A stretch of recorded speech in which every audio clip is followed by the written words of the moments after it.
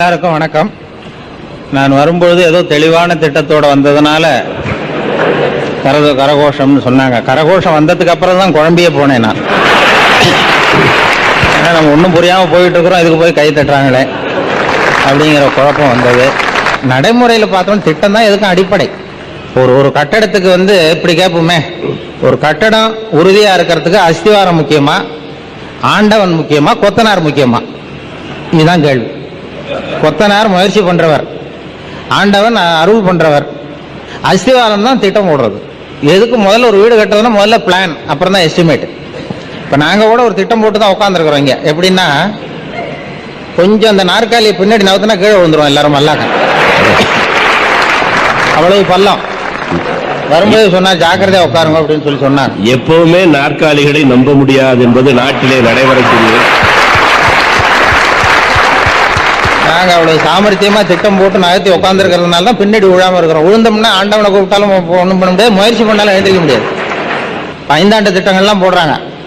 5 ஆண்டு திட்டம் ஒரு நாட்டில் போட்டாங்களாம். போட்டு அவங்க அரசியலில் உள்ளவங்க சொல்லியிருக்கிறாங்க, பொதுமக்களுக்கு அறிவிப்பு கொடுத்தாங்க. நாங்கள் 5 ஆண்டு திட்டங்கள் போட்டு இந்த நாட்டை முன்னேற்ற போகிறோம். முதல் 5 ஆண்டு திட்டம் முடிந்த பிறகு இந்த நாட்டில் உள்ள குடிமக்கள் ஒவ்வொருத்தருக்கும் ஒரு சைக்கிள் கொடுக்க போகிறோம். 2வது 5 ஆண்டு திட்டம் முடியும் பொழுது ஒவ்வொருத்தருக்கும் ஒரு கார் கொடுக்க போகிறோம். 3வது 5 ஆண்டு திட்டம் முடியும் பொழுது ஒவ்வொருக்கும் ஒரு விமானம் கொடுக்க போகிறோம் அப்படின்னு சொன்னாங்களாம். ஒருத்தன் கேட்டிருக்கிறான், விமானத்தை வச்சுட்டு நாங்கள் என்னையா பண்ணுறது அப்படின்றான். என்ன இப்படி சொல்லிவிட்டேன்? இப்போ மதுரையில் ரேஷன் கடையில் மண்ணெண்ணெய் ஊற்றுறாங்கன்னு வச்சுக்கோ, நீ பிளேனில் ஏறி போய் முதல் வரிசையில் நின்றுக்கலாமே. இதுதான் மோசமான திட்டம். தெளிவில்லாத வேலைகள்னால தான் குழப்பங்களே வருது. திட்டமிடாத ஒரு வேலை எப்படி நடக்கும்னா, ஒரு தெருவில் ஒருத்தன் 3 அடி இடைவெளி விட்டு குழியை தோண்டிக்கிட்டே போனானா. ஒருத்தன் 3 அடி இடைவெளியில குழியை தோண்டிக்கிட்டே போனான் ஒருத்தன். இன்னொருத்தன் அந்த தோண்டின குழியை மண்ணை போட்டு மூடிட்டே போயிருக்கான். ஒரு பெரியவர் பார்த்துருக்கிறாரு, அங்கே என்னப்பா வேலை நடக்குது? 3 அடி இடைவெளியில ஒரு குழியை தோன்ற, இன்னொருத்தன் மூடிட்டு போறான், என்ன வேலை நடக்குது? ஆனால் அரசாங்க வேலை நடக்குது சார் அப்படின்ற. அரசாங்க வேலைன்னா அர்த்தம் இல்லாம இருக்கப்பா. ஒருத்தன் குழியை தோன்றான், நீ மறுபடியும் மூடிட்டே போற, அர்த்தம் இல்லாம இருக்குதே அப்படின்னா. இல்ல சார், நான் விவரத்தை சொல்றேன். 3 அடி இடைவெளியில குழியை தோண்ட வேண்டியது ஒருத்தன் வேலை, அதுல செடியை நட வேண்டியது இன்னொருத்தன் வேலை, அதுக்கப்புறம் மண்ணை போட்டு மூட வேண்டியது இன்னொருத்தன் வேலை. அந்த 2வது ஆளு இன்னைக்கு லீவு போட்டான் ஆபீஸுக்கு.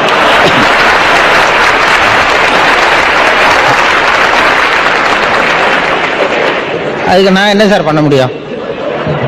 அவனுதான் எங்க அதிகாரி கிட்ட சொன்னா, நீ ஓன் டூட்டியே ஒழுங்கா பாரு, அடுத்தவனை பத்தி எங்க வேலை பாரு. அதாவது தெளிவான திட்டம் இல்லைன்னா இப்படிப்பட்ட குழப்பம் வரும். அதை நாங்களும் ஒத்துக்கிறோம், ஒத்துக்காம இல்லை. அதனால எனக்கு என்ன வருத்தம்னா, பேராசிரியர் அப்துல் காதர் அவர்கள் மாட்டை விட மனுஷன் மோசம்ங்கிறது மாதிரி சொன்னார். மனிதன்கிற முறையில் அதுக்கு விளக்கம் கொடுக்க வேண்டியிருக்கு. மனிதன் ஒட்டுகிறான், மாடு கிழிக்கிறது இந்த கவர்ச்சி படத்தை அப்படின்னு சொன்னார். இப்ப அவரே என்னையும் ஒரு மாட்டையும் ஈரோட்டுக்கு அழைச்சிட்டு போட்டோம். அதே கவர்ச்சி படத்தை காட்டுட்டோம். மாடு கண்ணாபுண்ணான்னு கிழிச்சிரும், நான் கவர்ச்சி கெடாம கிழிப்பேன்.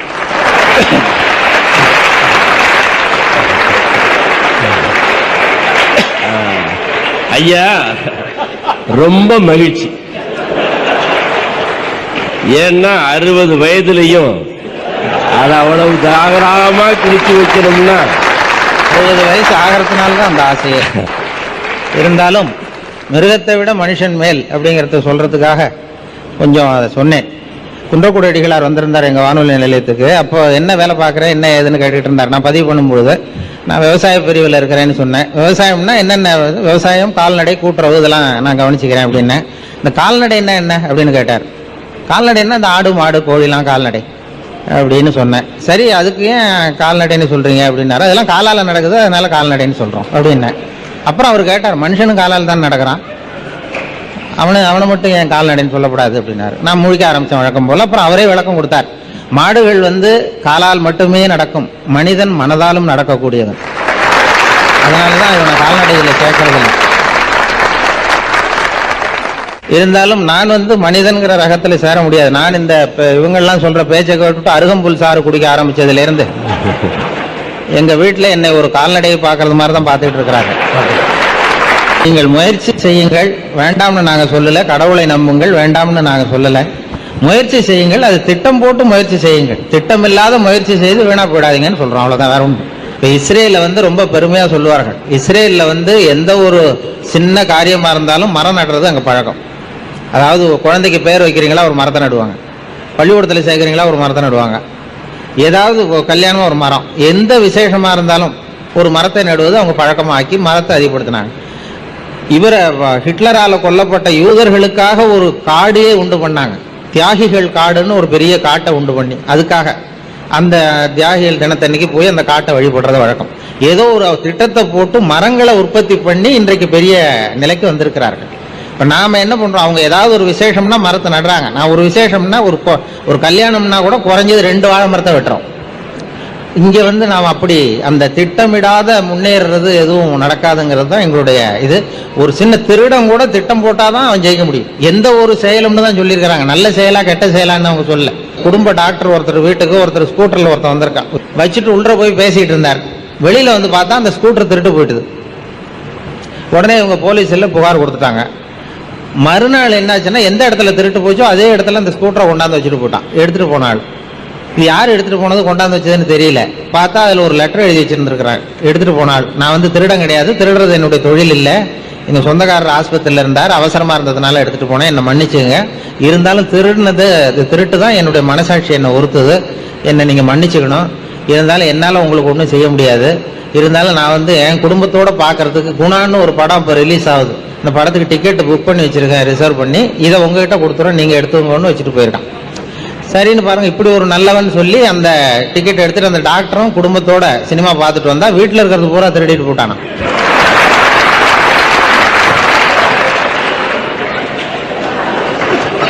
இல்ல, என்னுடைய கேள்வி இந்த வெற்றிக்கு என்ன காரணம்? அவன் திட்டம் போட்டதுதான். நல்ல காரியமா கெட்ட காரியமாங்கிறது வேற. எத்தனை பேர் அந்த டாக்டர் வீட்டில் இருக்காங்கன்னு திட்டம் பார்த்தா அத்தனை டிக்கெட்டை கொண்டு வந்து வச்சா ஜெயிச்சுட்டான். எந்த காரியமா இருந்தாலும் திட்டம் அப்படி போட்டாலும் ஜெயிக்க முடியும். ஒவ்வொரு மனுஷனும் 3 பேராம். இப்போ நான் வந்து என்னை பற்றி என்ன நினைக்கிறேனோ அது ஒரு மனுஷன், என்னை பற்றி நீங்கள் என்ன நினைக்கிறீங்களோ அது ஒரு மனிதன். நம்ம 2 பேருக்கும் தெரியாத எனக்குள்ளே இருக்கிறான், அவன் தான் 3வது மனிதன். அந்த 3வது மனிதனை வந்து அரசியல் ஒன்றும் பண்ணாது, மதம் ஒன்றும் பண்ணாது. இப்போ அமர்நாத் யாத்திரைக்கு போனப்போ ஒரு 4-5 வருஷத்துக்கு முன்னாடி இந்து பக்தர்கள்லாம் யாத்திரை போனாங்க. அப்போ குளிர் தாங்காமல் செத்து விழுந்துகிட்டு இருந்தாங்க. அப்போ அந்த வழியில் இருக்கிற வீடுகள்லாம் திறந்து வச்சு அந்த உயிருக்கு போராடினவங்களை கொண்டாந்து போட்டு போர்வையை போத்தி அவங்களுக்கு சாப்பாடுலாம் கொடுத்து காப்பாற்றி அனுப்பினவங்கலாம் அங்கே இருந்த முஸ்லீம்கள். அங்கே வந்து அந்த மதத்தை பார்க்கலாம். குஜராத்தில் இந்த பூகம்பம் வந்தது, அப்போ எல்லாரும் இடிபாட்டுக்கு இடையில சிக்கி தவித்தவர்களை இந்த RSS இளைஞர்கள் தான் காப்பாற்றினாங்க. இப்போ பத்திரிகையில் எழுதுறான், RSS இளைஞர்கள் தோளில் கிடந்தவர்கள்லாம் முஸ்லீம்கள் அப்படின்னு எழுதுறான். அவங்க ஒன்றும் ஜாதியை பார்த்துட்டு மதத்தை பார்த்துட்டு போய் காப்பாற்றல. அந்த உண்மையான 3வது மனுஷங்கிறவன் உள்ள இருக்கிறான். அது அந்த மனித நேயம் தான் தேவை. உலகத்துல படைத்தவன்னா ஒரு சக்தி தான் இருக்க முடியாது. ஒரு பையனை கேட்கறோம், அதை போறாரு, அவர் யார் அப்படின்னா அவர் தான் எங்க அப்பா அப்படின்பா. அதை ஒருத்தர் போறாரு, அவரும் எங்க அப்பா தான் அப்படின்னா சொல்லுவான். அப்படிதான் சொல்லிட்டு இருக்கிறாங்க. இப்போ மதவாதிகள் தெருவில் சண்டை போட்டுட்டு இருக்கிறாங்க 2 பேர். ஒரு கும்பல், பெரிய கும்பல் வேடிக்கை பார்க்குது. ஒரு சின்ன பையன் வேடிக்கை பார்த்துட்டு இருக்கிறான். 2 பேருக்கு பயங்கரமான சண்டை, சுத்தி கும்பல் வேடிக்கை பார்க்குது. ஒரு பெரியவர் வந்தார், இந்த பையன்கிட்ட விசாரிக்கிறார், அங்க என்னப்பா சண்டை, அங்க என்ன கூட்டம் அப்படின்னு கேட்கிறார். அவன் சொன்னான், அந்த பையன் ஒண்ணும் இல்லை, எங்க அப்பாவுக்கும் இன்னொருத்தருக்கும் சண்டை. பெரியவர் கேட்டார், சரி அந்த 2 பேர்ல யாரு உங்க அப்பான்னு கேட்டார். சண்டையே அதுக்காக தான் நடந்துகிட்டு இருக்கு. இப்ப நாம மதவாதிகள் போடுற சண்டைக்கு அதுக்கு என்ன வித்தியாசம் இருக்கு? அதே சண்டை தான் இப்ப நடந்துகிட்டு இருக்கு. உண்மையான மனிதனை அடையாளம் கண்டுகொள்ள வேண்டும்ங்கிறது தான் ரொம்ப முக்கியம். அதனால அந்த திட்டம் போடுவது தெய்வத்துக்கும் முயற்சிக்கும் துணையாக இருக்குங்கிறது தான் என்னுடைய. ஒரு ராஜா ஒரு தளபதியோட ஒரு போருக்கு சண்டைக்கு போயிட்டு இருக்கிறார், போர் வீரர்களோட. ஒரு கட்டத்தில் அவங்க எதிரிகளை ஜெயிக்க முடியாதுங்கிற அவநம்பிக்கை வந்துட்டுது இந்த வீரர்களுக்கு. அந்த தளபதி கிட்ட இனிமே வந்து நம்ம ஜெயிக்க முடியாது, குளிர்காலம் வந்துட்டுது, நம்ம திரும்பி போயிடுறது தான் நல்லது அப்படின்னு வீரர்கள் சோர்ந்து போறாங்க. அந்த தளபதி என்ன பண்றாருன்னா, சரி நம்ம இதை முடிவு பண்ண வேண்டாம், ஆண்டவனுடைய முடிவுக்கு விட்டுருவோம், நம்ம முயற்சி வேண்டாம். அது கோயில் இருக்கு, அந்த கோயிலில் போய் ஒரு காசை சுண்டி போடுவோம், தலையா பூவா பார்ப்போம். தலை விழுந்ததுன்னா கடவுளே நம்மளை வந்து சண்டைக்கு போக சொல்றாருன்னு அர்த்தம், போய் ஜெயிச்சுட்டு வந்துடுவோம். பூ விழுந்ததுன்னா திரும்பி போடுவோம் நம்ம நாட்டுக்கு அப்படின்னு ஒரு முடிவுக்கு வந்தது. எல்லா வீரர்கள்லாம் ஒத்துக்கிட்டாங்க. போய் அங்கே கோயிலில் போய் சுண்டி போட்டார் தளபதி, தலை விழுந்தது, போக சொல்லியாச்சு. அதனால போர் வீரர்கள் உற்சாகமாக போனாங்க, அந்த சோர்வுலாம் மறைஞ்சு போய் ஜெயிச்சுட்டு வந்துட்டாங்க. வந்ததுக்கு அப்புறம் வந்து பாராட்டு விழா வைக்கிறாங்க ஊரில். அப்போ வைக்கும்பொழுது அந்த தளபதி சொன்னாராம், அந்த காசை எடுத்து காட்டினார், 2 பக்கமும் தலை உள்ள காசாக அது. அதாவது உங்களுக்கு நம்பிக்கையை ஊட்டுவதற்காக நான் இந்த காசை சுண்டி போட்டேன். இப்போ இந்த சம்பவத்தில் தெய்வம் துணை செஞ்சுதா அந்த போர் வீரர்களுடைய வீரம் துணை செஞ்சா இவன் போட்ட திட்டம் துணை செஞ்சுதான் அப்படிங்கிறது தான் என்னுடைய கேள்வி. அதனால அந்த திட்டம் போடுவது தெய்வத்துக்கும் முயற்சிக்கும் துணையாக இருக்குங்கிறது தான் என்னுடைய கடவுள் என்பது எங்களை பொறுத்த வரைக்கும் அது வந்து ஒரு பெயர் சொல்லே அல்ல, அது ஒரு வினை சொல். காடுங்கிறது நவுன் இல்ல, வர்பு. அந்த பெயர் சொல்லுன்னு நினைக்கும் பொழுதுதான் அவங்க குழப்பமே ஆரம்பம். இந்த செயல், இந்த பூமி சுத்திக்கிட்டு இருக்கு, அதுக்கு யாரும் பெட்ரோல் போடுறா? பூமி சுத்துது இல்ல, தானாக சுத்துது, அதுக்கு யாரும் பெட்ரோலோ எரிபொருளோ போடுறதில்ல. அதுதான் செயல். அது தானாக இயங்குவது, அது நாமளா இயக்குவது வேற மற்ற செயல்கள். அதனால வந்து அந்த அந்த கருத்து வேறுபாடெல்லாம் இல்லை. திட்டமிடாத வாழ்க்கை வந்து வீணா போகுங்கிறது. என்னுடைய நண்பர் ஒருத்தர் ஆழ்ந்த சிந்தனையில் இருந்தார். என்ன யோசனை பண்ணுறீங்கன்னு கேட்டேன். தலைவர் ஆகணும்னு பார்க்குறேன், அதுதான் என்ன வழின்னு யோசிச்சுக்கிட்டு இருக்கேன்னார். நான் கூட அது மாதிரி யோசித்து பார்த்தேன். அதுக்கப்புறம் அந்த யோசனையை கை விட்டுட்டேன் அப்படின்னோம். ஏன்னு கேட்டார். அதுக்கான தகுதிகள் நமக்கு இல்லைங்கிறது புரியுது. அது நமக்கு புரியறத விட நம்ம விட மற்றவங்களுக்கு நல்லா புரிஞ்சு போச்சு. அதனால் பேசாமல் கம்முன்னு இருந்துடுறது தான் நல்லது அப்படின்னோம். தலைவர் ஆகிறதுக்கு தகுதிகள் வேற உண்டோ அப்படின்னு கேட்டார். அவர் யதார்த்தமாக தான் கேட்குறார். நாங்கள் உடனே எங்ககிட்ட இருந்த ஒரு புஸ்தகத்தை எடுத்து அவர்கிட்ட கொடுத்தோம். படித்து பாருங்கன்னு. தலைவர் ஆகிறதுக்கு என்ன வழி அப்படிங்கிறத பற்றி அதில் போட்டிருக்கிறாங்க. முதல் வழி என்ன தெரியுமா? ஒரு 4 பேர் முன்னாடி இல்லைன்னா ஒரு கூட்டத்துக்கு முன்னாடி நீங்கள் பேச போகிறீங்க. அப்போ எப்படி ஆரம்பிக்கணும்னா, உண்மையான புகழ்ச்சி, நேர்மையான பாராட்டு, இதோடு ஆரம்பிக்கணும். எடுத்ததுமே அது சரியில்லை இது சரியில்லைன்னு பேசிகிட்டு இருக்கக்கூடாது. மக்களை பார்த்து நீங்கள் தான் தப்பு பண்ணிவிட்டீங்க அப்படின்னு நேரடியாக சொல்லக்கூடாது. தவறு இருந்தாலும் அதை வந்து மறைமுகமாக ஏதாவது கதை சொல்லி அதிலிருந்து அவங்க புரிஞ்சுக்கிற மாதிரி செய்யணும். அடுத்தவங்க பண்ண தப்பு என்னன்னு அலசறதுக்கு முன்னாடி நீங்கள் பண்ணின தப்பு என்னங்கிறத பற்றியே பேசுங்க. எதுக்கும் நேரடியாக உத்தரவு போட்டுக்கிட்டு இருக்கக்கூடாது. இதை நீங்கள் செய்யணும் அப்படின்னு சொல்கிறதுக்கு பதிலாக நீங்கள் இப்படி செஞ்சால் எப்படி இருக்கும் அப்படின்னு கேள்வி மாதிரி கேட்கணுமா. இப்படி கேட்டால் அது உத்தரவு மாதிரி தெரியாதான். அடுத்தவங்க மரியாதையை காப்பாற்றுறது மாதிரி பேசணுமா. உங்கள் பேச்சு இன்னொருத்தரை வந்து அவமானப்படுத்துறது மாதிரி இருக்கக்கூடாதான்.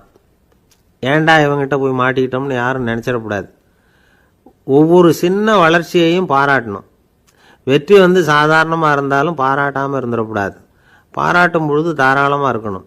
குறை சொல்லும் பொழுது கவனமாக இருக்கணும். வாய்க்கு வந்தபடி பேசிவிட்டா அதுக்கப்புறம் வகையாக மாட்டிக்கிட்டு முழிக்க வேண்டியிருக்கும். நீங்கள் பேசுகிறது இன்னொருத்தருக்கு ஒரு கௌரவத்தையும் மரியாதையும் உண்டு பண்ணுறது மாதிரி இருக்கணும். நீங்கள் பேசுகிறது அடுத்தவங்களுக்கு இருக்கிற கொஞ்ச நெஞ்ச மரியாதையும் எடுத்து விடுறது மாதிரி இருக்கக்கூடாது. உங்கள் பேச்சை கேட்டால் கேட்குறவங்களுக்கு ஒரு ஊக்கம் வரணும், உற்சாகம் வரணும். தவறு எதுவாக இருந்தாலும் அதை சுலபமாக திருத்திக்கலாம், சரி பண்ணிக்கலாங்கிறது மாதிரி இருக்கணும் உங்கள் பேச்சு. அடுத்தவங்களை சந்தோஷப்படுத்துங்க. உங்கள் யோசனையை கேட்டு நடந்துக்கிறதுனால அந்த சந்தோஷம் அவங்களுக்கு கிடைக்கணும். இந்த தகுதியெல்லாம் உங்ககிட்ட இருந்தால் நீங்கள் ஒரு சிறந்த தலைவராகலாம் அப்படின்னு அந்த புஸ்தகத்தில் போட்டிருக்குது. இந்த காலத்தில் வந்து தலைவர் ஆகிறதுக்கு வேறு சில தகுதிகள்லாம் கூட தேவைப்படுது. ஒரு புள்ள வந்து தன்னுடைய அப்பா கிட்ட, அப்பா உன்ன மாதிரியே நானும் அரசியலில் சேரணும், தலைவர் ஆகணும்னு ஆசைப்படுறேன், இன்னையிலேருந்து எனக்கு அரசியல் பாடம் கற்றுக் கொடு அப்படின்னு கேட்டிருக்கான். அவரும் சரின்னு சொல்லிவிட்டு ஒரு பெரிய ஏணியை எடுத்துகிட்டு வந்தாராம். ஒரு செவுத்தில் சாத்தினார். இந்த ஏணியில் ஏறி உயர போய் அங்கே பரன் மேலே இருக்கிற ஒரு புத்தகத்தை எடுத்துகிட்டு வாடான் இருக்கார். மகனை பார்த்து, அப்பா ஏணி ரொம்ப உயரமாக இருக்குது, நீ ஜாக்கிரதையாக இதை பிடிச்சிக்கோ, நான் ஏறி போகிறேன் அப்படின்னு நான் பையன். பயப்படாத, நான் பார்த்துக்கிறேன்னார் அப்பா. பையன் ஏணியில் ஏறினா உச்சிக்கு போனதும் அப்பா கையை எடுத்துட்டார். ஏணி அப்படியே சரிஞ்சுட்டுது. பையன் பொத்துன்னு கீழே விழுந்துட்டான். இடுப்பை பிடிச்சிக்கிட்டே எழுந்திரிச்சான். என்னப்பா இது, இப்படி என்னை ஏற விட்டுட்டு கையை விட்டுட்டியே, இப்படி கை விடலாமா அப்படின்னு கத்தியிருக்கான். அப்பா நிதானமாக சொன்னாராம், அவசரப்படாதேப்பா, அரசியலில் இதுதான் முதல் பாடம், பெத்த அப்பனாக இருந்தாலும் அவனை நம்பாதே அப்படின்னு உபதேசம் பண்ண ஆரம்பித்தார். அன்பா இருக்கணும்னு அநேக பெரியவங்க சொல்லியிருக்கிறாங்க. நாமளும் அதை கேட்டுட்டு அன்பு காட்டுறதுக்கு தயாராக தான் இருக்கிறோம். அதை வாங்கிறதுக்கு தான் ஆளை காணும். இருந்தாலும் அன்புல எத்தனையோ வகை உண்டு. அதை சரியாக புரிஞ்சுக்கிட்டு அதுக்கப்புறம் அன்பு காட்ட ஆரம்பிக்கணும். வகையை புரிஞ்சிக்காமல் அன்பு காட்டினா வம்புல மாட்டிக்க வேண்டியது தான். அன்புன்னா சாதாரணமாக நினச்சி விடாதீங்க. அதில் எவ்வளவு விதம் தெரியுமா? இரக்கம், கருணை, காருண்யம், பந்துத்துவம், பட்சம், பாசம், நேசம், விசுவாசம், அபிமானம், காதல், பக்தி, இப்படி பல விதமாக அதை பற்றி சொல்லி வச்சிருக்கிறாங்க பெரியவங்க. இந்த வார்த்தைகள்லாம் நாம் கேள்விப்பட்டது தான். இருந்தாலும் அதுகளுக்குள்ள என்ன வித்தியாசம்னு கேட்டால் சரியாக சொல்ல தெரியாது. அதனால் இந்த வார்த்தைகளுக்கெல்லாம் பெரியவங்க என்ன விளக்கம் சொல்கிறாங்கன்னு இப்போ பார்க்கலாம். எளியவர்கள் மேலே செலுத்துகிற அன்பு இருக்கு பாருங்க, அதுக்கு இரக்கம்னு பேர்.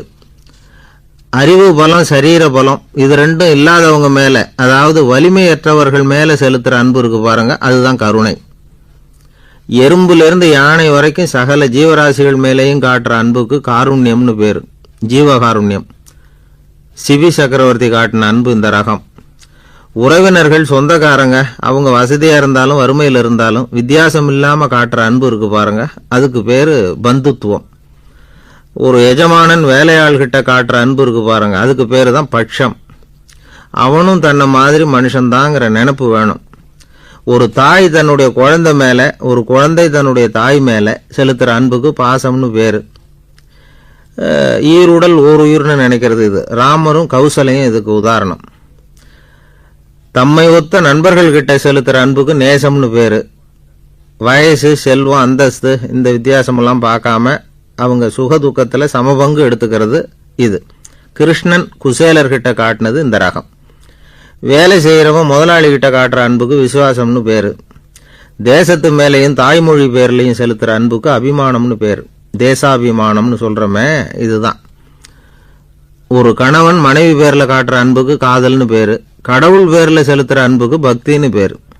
இப்படி அன்புல பல ரகம் இருக்கிறப்போ அதில் உள்ள வித்தியாசம் தெரியாமல் இடம் மாற்றி அன்பு காட்டினா இடைஞ்சல் தான்.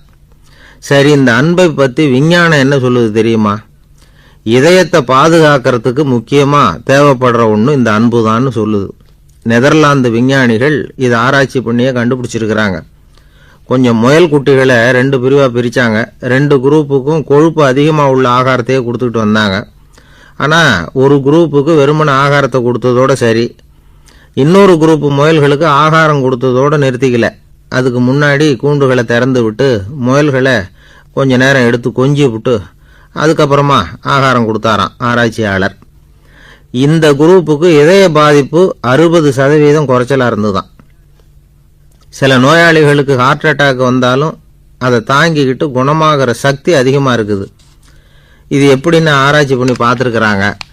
அவங்கெல்லாம் மனைவி தன் பேரில் ரொம்ப அன்பாக இருக்கிறதாக நினைக்கிறவங்களாம் இருக்கிறாங்களாம். இதய நோயாளிகள் பல பேரை சந்தித்து இதய நோய் ஏற்பட என்ன காரணம்னு கேட்டிருக்கிறாங்க. அவங்க சொன்ன காரணம்லாம் சாப்பாடு சம்பந்தமாக இல்லையா, மனைவி அன்பா இல்லை, இப்படிப்பட்ட காரணத்தை தான் சொல்கிறாங்களாம். அதனால் இதயத்தை பாதுகாக்கணும்னு நினைக்கிறவங்க அடுத்தவங்க அன்பாக இருக்கிறது மாதிரி பார்த்துக்குங்க, அதுதான் முக்கியம். ஒருத்தர் முகம் பூரா பிளாஸ்டரி போட்டுக்கிட்டு வந்தார். ரொம்ப கோபமாக, என்னங்க ஆச்சுன்னு விசாரித்தேன். எல்லாம் உங்களால் தான் சார்னார். விவரமாக சொல்லுங்களேன். என்ன உங்கள் தகவலை கேட்டுட்டு ஒரு பூனைக்குட்டியை கையில் எடுத்தேன், அன்பாக அதை தடவி கொடுக்கறதுக்காக.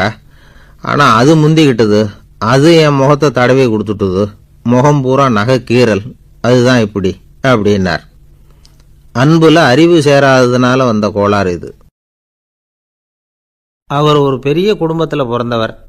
இருக்கிற சொத்துக்கள் எல்லாத்தையும் வாரி வழங்கிவிட்டு காட்டுக்கு புறப்பட்டார் தவம் செய்யறதுக்காக. இருந்தது பூராவும் கொடுத்துட்டார். இனிமேல் எதுவுமே இல்லை கொடுக்கறதுக்கு. அப்போது கடைசியாக ஒருத்தன் வந்து கையை நீட்டினான். ஐயா ஏதாவது கொடுங்கன்னா. அவர் பார்த்தார். கட்டியிருக்கிற வேட்டியை தவிர வேறு எதுவுமே இல்லை. 8 முழம் பட்டு வேட்டி, ஜரிகை கரையோடு இருக்குது. கடைசியாக அதை தான் எடுத்து கட்டிக்கிட்டு அவர் புறப்பட்டுக்கிட்டு இருக்கிறார். அவர் பார்த்தார், எதிரில் அவன் பரிதாபமாக நின்றுக்கிட்டு இருக்கிறான். அந்த 8 முழ வேட்டியை 2ஆக கிழிச்சார். 4 முழத்தை அவங்ககிட்ட கொடுத்துட்டு மீதி 4 முழத்தை தன்னுடைய இடுப்பில் கட்டிக்கிட்டு அவர் காட்டுக்கு போயிட்டார். இவன் என்ன பண்ணான் தெரியுமா? கையில் கிடைச்ச 4 முழத்தை எடுத்துக்கிட்டு கடை வீதிக்கு போனான். பழைய பட்டு வேட்டி, ஜருகை இதெல்லாம் விலைக்கு வாங்குற வணிகர் ஒருத்தர் இருந்தார். அவர்கிட்ட போனான். இதை விலைக்கு எடுத்துக்கிறீங்களான்னு கேட்டான். அவர் வாங்கி பார்த்தார். ஆஹா, ரொம்ப அருமையான வேட்டி, விலை ஒசந்த ஜருகை, இது ஏது உனக்குன்னு கேட்டார். அவன் நடந்ததை சொன்னான். அப்படின்னா ஒன்று செய், இந்த வேட்டியோட இன்னொரு பாதியையும் மெதுவாக வாங்கிட்டு வந்துரு, உனக்கு நிறைய பணம் தரேன் அப்படின்னார் அந்த வணிகர். இவன் கொஞ்சம் யோசனை பண்ணி பார்த்தான். கொஞ்சம் இருங்க, அதை வந்துவிடுறேன் அப்படின்னு சொல்லிவிட்டு நேராக காட்டுக்கு போனான். அவர் எங்கே இருக்காருன்னு தேடி கண்டுபிடிச்சான். அவர் ஒரு இடத்துல தவக்கோலத்தில் இருக்கிறார். கட்டியிருந்த இடைவேட்டியும் அவரை அறியாமலே நழுவி கீழே விழுந்து கிடக்குது. இவனுக்கு ரொம்ப வசதியாக போச்சு. அவரை கேட்க வேண்டிய அவசியமே இல்லை. மெதுவாக சத்தம் போடாமல் அடி மேலே அடி வச்சு நெருங்கினான். அவர் கண்ணை மூடிக்கிட்டு அவர் பாட்டு நின்றுக்கிட்டு இருக்கார். இவன் மெதுவாக போய் கீழே கிடந்த அந்த துணியை எடுத்துக்கிட்டு சத்தம் போடாமல் திரும்பி நடந்தான். அப்படி கொஞ்சம் தூரம் நடந்திருப்பான். அப்படி ஓட ஆரம்பிக்கிற சமயத்தில் அவன் காலில் கீழே கிடந்த முள் ஒன்று நறுக்குன்னு தைச்சிவிட்டுது. வலி தாங்க முடியாமல் அம்மான்னு கத்திவிட்டான். இந்த சத்தத்தினால கண்ணை மூடி நின்றுக்கிட்டு இருந்த அவர் தவம் கலைஞ்சிது. மெதுவாக கண்ணை திறந்து பார்க்குறார். தன் இடையில இருந்த வேட்டி அவன் கையில் இருக்கு.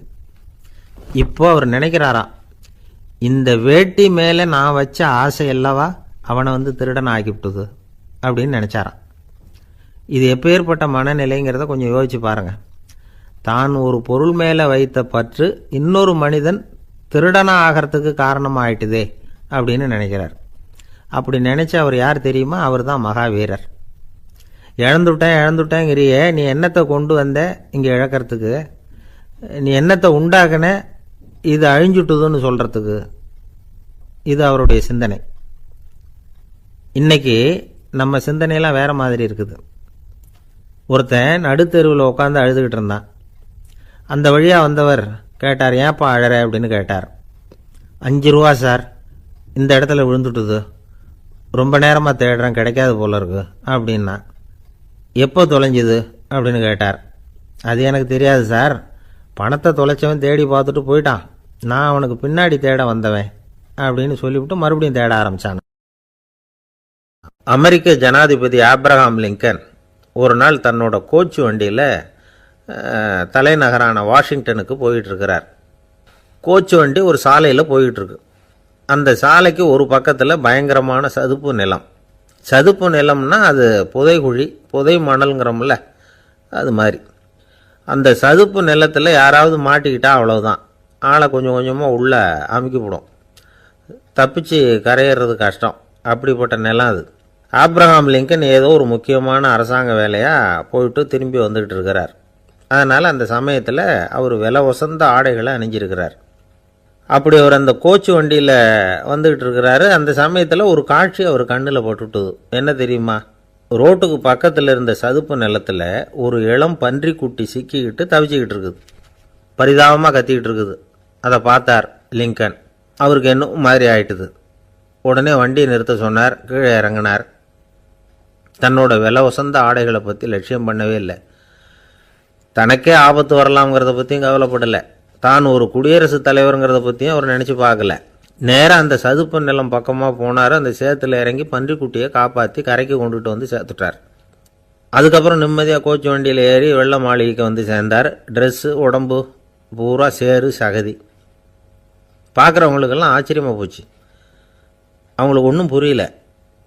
இவர் நேராக ட்ரெஸ்ஸு மாற்றிக்கிறதுக்காக போனார். கோச்சு வண்டி ஓட்டிகிட்டு வந்தவங்கிட்ட போய் எல்லோரும் கேட்டாங்க, என்ன ஆச்சு அப்படின்னு. அவர் வர்ற வழியில் நடந்த விவரத்தை சொன்னார். ஆப்ரஹாம் லிங்கனுடைய இந்த இறக்க குணத்தை எல்லாரும் பாராட்டினாங்களாம், புகழ்ந்தாங்களாம். ஆனால் இதுக்கு லிங்கன் என்ன பதில் சொன்னார் தெரியுமா? தயவு பண்ணி இந்த புகழ்ச்சியான பேச்சையெல்லாம் ஒதுக்குங்க, அதெல்லாம் வேணாம்.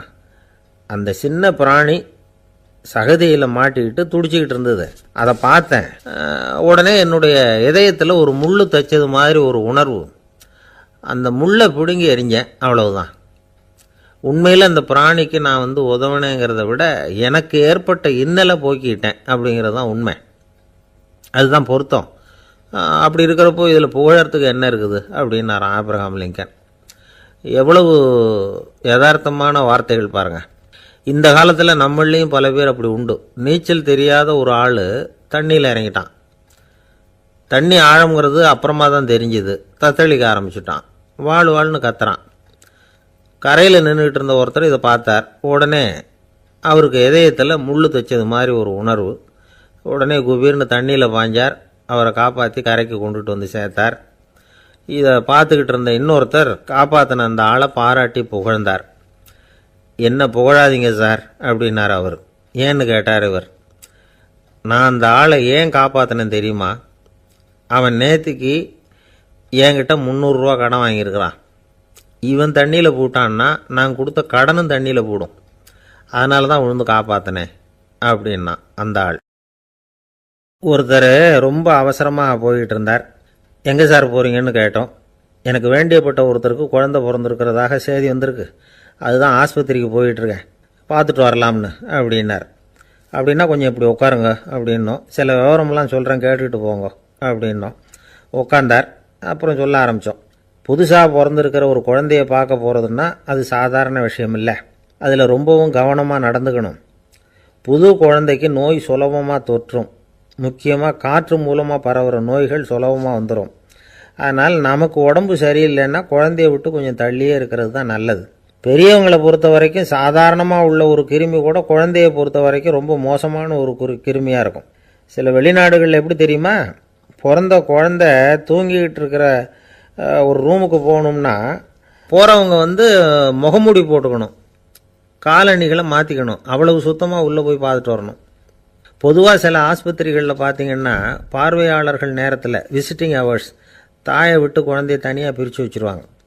எதுக்குன்னு நினைக்கிறீங்க? அந்த நேரம் பல பேர் வருவாங்க போவாங்க, அவங்க கை கால் சுத்தமாக இருக்காது. சுத்தம் இல்லாத கைகள் மூலமாக கிருமிகள் பரவும். சுத்தம் இல்லாத கைன்னா மண் தூசி படிஞ்சிருக்கிற கை மட்டும் தான் அர்த்தம் இல்லை. சாலையில் கையை வீசிக்கிட்டு நடந்து வர்றீங்க, குழந்தைய பொறுத்த வரைக்கும் அது கூட சுத்தம் இல்லாத கை தான். தாயை தவிர மற்றவங்க குழந்தைய தூக்காமல் பார்த்துக்கிறது நல்லது. தாய் கூட அளவோடு கொஞ்சிறதோடு நிறுத்திக்கணும். புதுசாக ஒரு குழந்தைய பெற்றுருக்கிற பொண்ணுக்கிட்ட மற்ற தாய்மார்கள் ஏதாவது சொல்லிக்கிட்டே இருப்பாங்க. குழந்தைய அப்படி வளர்க்கணும் இப்படி வளர்க்கணும் அப்படின்னு ஏதாவது அட்வைஸ் பண்ணிக்கிட்டே இருப்பாங்க. இப்படி ஓவராக அறிவுரை பண்ணுறது அந்த பொண்ணை குழப்பி விட்டுரும். அதனால் அப்படிலாம் பண்ணக்கூடாது. அந்த பெண்ணே ஏதாவது கேட்டால் கூட டாக்டர் சொல்ல வேண்டிய விவரங்களையெல்லாம் நாமே சொல்லிகிட்டு இருக்கக்கூடாது. புதுசாக பிறந்திருக்கிற குழந்தைய மட்டும்தான் இப்படி பார்க்கணும்னு இல்லை. ஒரு நோயாளி குழந்தைய பார்க்க போகிறதுனா கூட ரொம்ப எச்சரிக்கையாக தான் நடந்துக்கணும். ஒரு தின்பண்டமோ விளையாட்டு சாமானோ அந்த குழந்தைக்கு நாம் வாங்கிட்டு போகிறதா வச்சுக்குவோம். அதை நேராக கொண்டுகிட்டு போய் அந்த குழந்தைகிட்டே கொடுக்கக்கூடாது. அதோட அப்பா அம்மாக்கிட்ட ரகசியமாக கொடுக்கலாம். அவங்க முடிவு பண்ணட்டும் குழந்தைகிட்ட அதை கொடுக்கலாமா வேண்டாமாங்கிறத. அவங்களுக்கு தான் தெரியும் அதோட மனசும் உடம்பும். உங்கள் அக்கறையை காட்டுறதா நினச்சிக்கிட்டு குழந்தை வாயில் எதையும் கொண்டுட்டு போய் போடாதீங்க. போகிறப்போ உங்கள் வீட்டு குழந்தையும் அழைச்சிட்டு போகாதீங்க. இது நோயை வாங்கிட்டு வந்துடும், அல்லது புதுசாக ஒரு நோயை அதுக்கிட்ட கொடுத்துட்டு வந்துடும். என்னதான் உங்களுக்கு பழக்கமான குழந்தையாக இருந்தால் கூட அதுக்கு விருப்பம் இல்லைன்னா பேசக்கூடாது. அங்கே போய் அவங்க பள்ளிக்கூடத்தை ஞாபகப்படுத்திகிட்டு இருக்கக்கூடாது. நோயில் இருக்கிறப்ப ஸ்கூலை பற்றி பேச அது விரும்பாது. ஆஸ்பத்திரியை விட்டு வெளியில் புறப்படுறப்போ குழந்தைகிட்ட சொல்லணும்னு அவசியம் இல்லை. அதோட அப்பா அம்மா கிட்ட சொல்லிவிட்டு புறப்பட்டா போதும், குழந்தை கோபிச்சிக்காது. சமூக சம்பிரதாயத்தை பற்றி அது கவலைப்படுறதில்ல. இப்படி எல்லா விவரமும் நம்ம எதிரில் உட்காந்துருந்தவங்ககிட்ட சொல்லி முடித்தோம். ரொம்ப நன்றி சார் அப்படின்னு சொல்லிவிட்டு அவர் புறப்பட்டார். குழந்தைங்க கொஞ்சம் வளர்கிற வரைக்கும் தான் நாம் எச்சரிக்கையாக இருக்கணும்னு இல்லை, வளர்ந்த பிறகு இன்னும் எச்சரிக்கையாக இருக்கணும். ஒரு பையன் பள்ளிக்கூடத்துலேருந்து திரும்பி வீட்டுக்கு வந்தான். முகம் பூரா நகத்தால் கீறி இருந்தது. அப்பா பார்த்து பயந்துட்டார். யாருடா உன்னை இப்படி பண்ணது அப்படின்னார். என் கூட படிக்கிற இன்னொரு பையன்னா. நாளைக்கு உன் கூட பள்ளிக்கூடத்துக்கு வர்றேன், நீ எனக்கு அவனை அடையாளம் காட்ட முடியுமான்னார். அது ரொம்ப சுலபம் நான் பையன். எப்படின்னார் அப்பா. அவன் காதில் ஒன்று கையோடு எடுத்துகிட்டு வந்திருக்கிறேன், இதோ என் பையில் தான் வச்சுருக்கேன் அப்படிங்கிறான் அந்த பையன். ஒருத்தர் இருக்கார், நல்ல உத்தியோகத்தில் தான் இருக்கிறார். ஆனால் எப்போ பார்த்தாலும் முகத்தை வெறுப்பாக வச்சுருப்பார். அப்படியே வருவார் போவார். ஏன் சார் இப்படி இருக்கிறீங்க அப்படின்னு விசாரித்தோம். ஏன்டா இந்த வேலைக்கு வந்தோம்னு இருக்குது சார் அப்படின்னார். உங்கள் வேலை உங்களுக்கு பிடிக்கலையா அப்படின்னு கேட்டோம். இல்லைன்னார். இப்படிப்பட்டவங்க வெற்றிகரமான வாழ்க்கை வாழ முடியாது.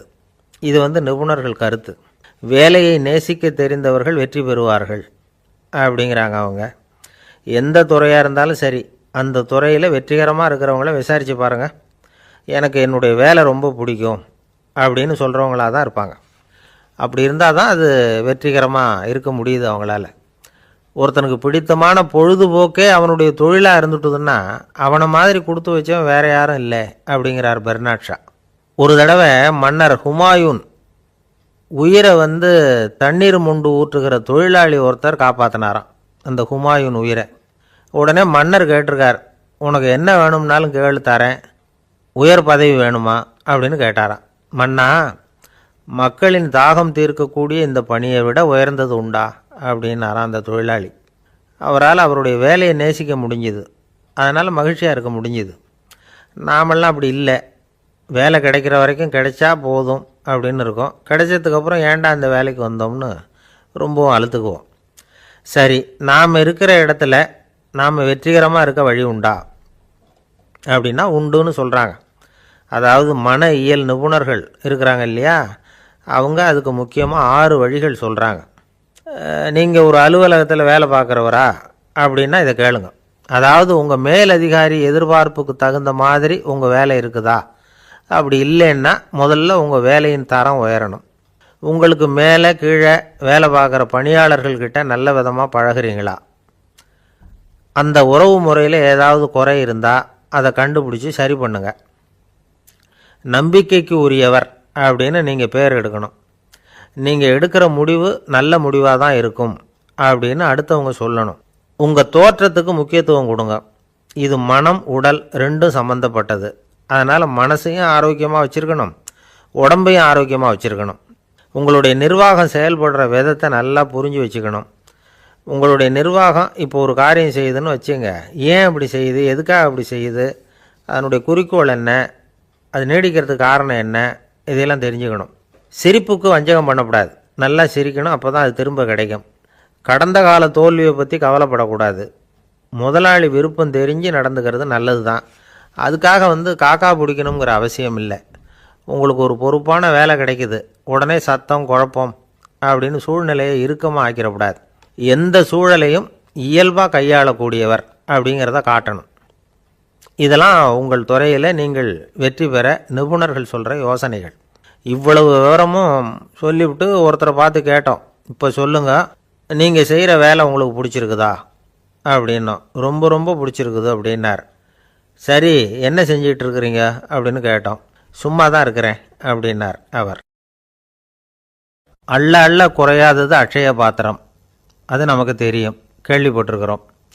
ஆனால் போட போட நிரம்பாத ஒரு பாத்திரம் உண்டு. அது என்ன தெரியுமா? நம்மளில் பல பேர்கிட்ட அந்த பாத்திரம் உண்டு. அதுதான் பேராசை அப்படிங்கிற பாத்திரம். அதை நிறைவு செய்யவே முடியாது. பேராசையை பற்றி சுஃபி இலக்கியத்தில் ஒரு பிரபலமான கதை உண்டாம். அதை ஒரு பெரியவர் எடுத்து சொல்லியிருக்கிறார். ஒரு மன்னர் நகர்வலம் போயிட்டுருக்கார். ஒரு பிச்சைக்காரன் மன்னர் எதிரில் வரான். பிச்சை போடுங்கோங்கிறான். என்னுடைய அமைதியை கெடுக்காதே போங்கிறார் மன்னர். அவன் சிரிக்கிறான். அரசே, உங்களுடைய அமைதி கெடக்கூடிய நிலையில் இருந்தால் அதுக்கு பேர் அமைதியே கிடையாது அப்படின்னு நானா.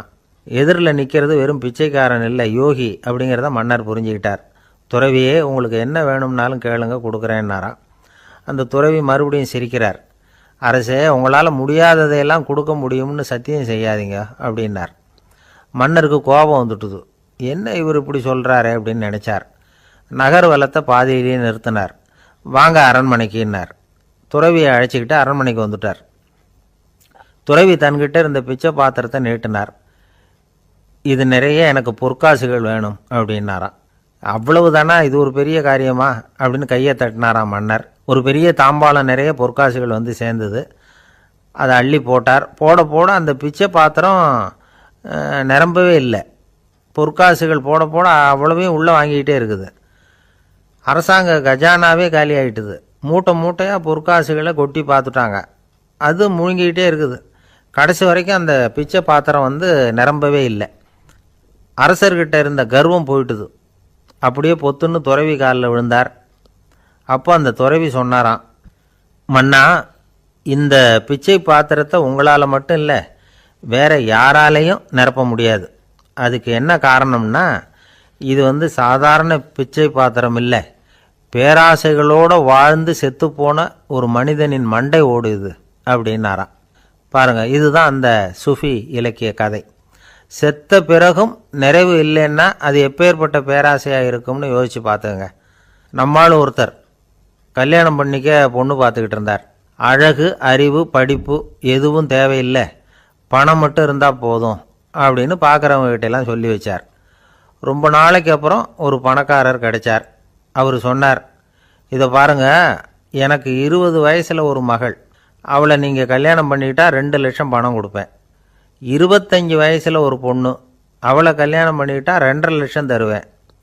30 வயசில் ஒரு பொண்ணு இருக்கா, அவளை கல்யாணம் பண்ணிக்கிட்டா 3 லட்சம் தருவேன். என்ன சொல்கிற அப்படின்னாராம். இவன் கொஞ்ச நேரம் யோசித்து பார்த்துருக்கான். அதுக்கப்புறம் மெதுவாக அவரை நிமிர்ந்து பார்த்து, ஏன் சார், உங்ககிட்ட 50 வயசில் ஏதாவது பொண்ணு இருக்கா அப்படின்னு கேட்டானா. ஒருத்தர் ரொம்ப அவசரமாக வந்தார். சார், மனுஷன் நிம்மதியாக இருக்கிறதுக்கு என்ன வழின்னு கேட்டார். சீக்கிரமாக ஒரு கல்யாணத்தை பண்ணிங்க, எல்லாம் சரியாக போடும் அப்படின்னோம். அவர் ஒரு மாதிரியாக பார்த்தார். ஏற்கனவே எனக்கு கல்யாணம் ஆகிட்டுது சார், அதனால தானே நிம்மதியாக இருக்கிறதுக்கு வழி கேட்குறேன் அப்படின்னார். சரி, இவர் ஒரு மாதிரியான கேஸ் அப்படின்னு நினச்சிக்கிட்டு நம்மக்கிட்ட இருந்த ஒரு சின்ன புத்தகத்தை அவர்கிட்ட தூக்கி கொடுத்தோம். இதை படித்து பாருங்கன்னு. கல்யாணத்துக்கு பிறகும் சந்தோஷமாக இருக்கிறதுக்கு என்ன வழி அப்படிங்கிற கேள்விக்கு அந்த புத்தகத்தில் விளக்கம் இருந்தது.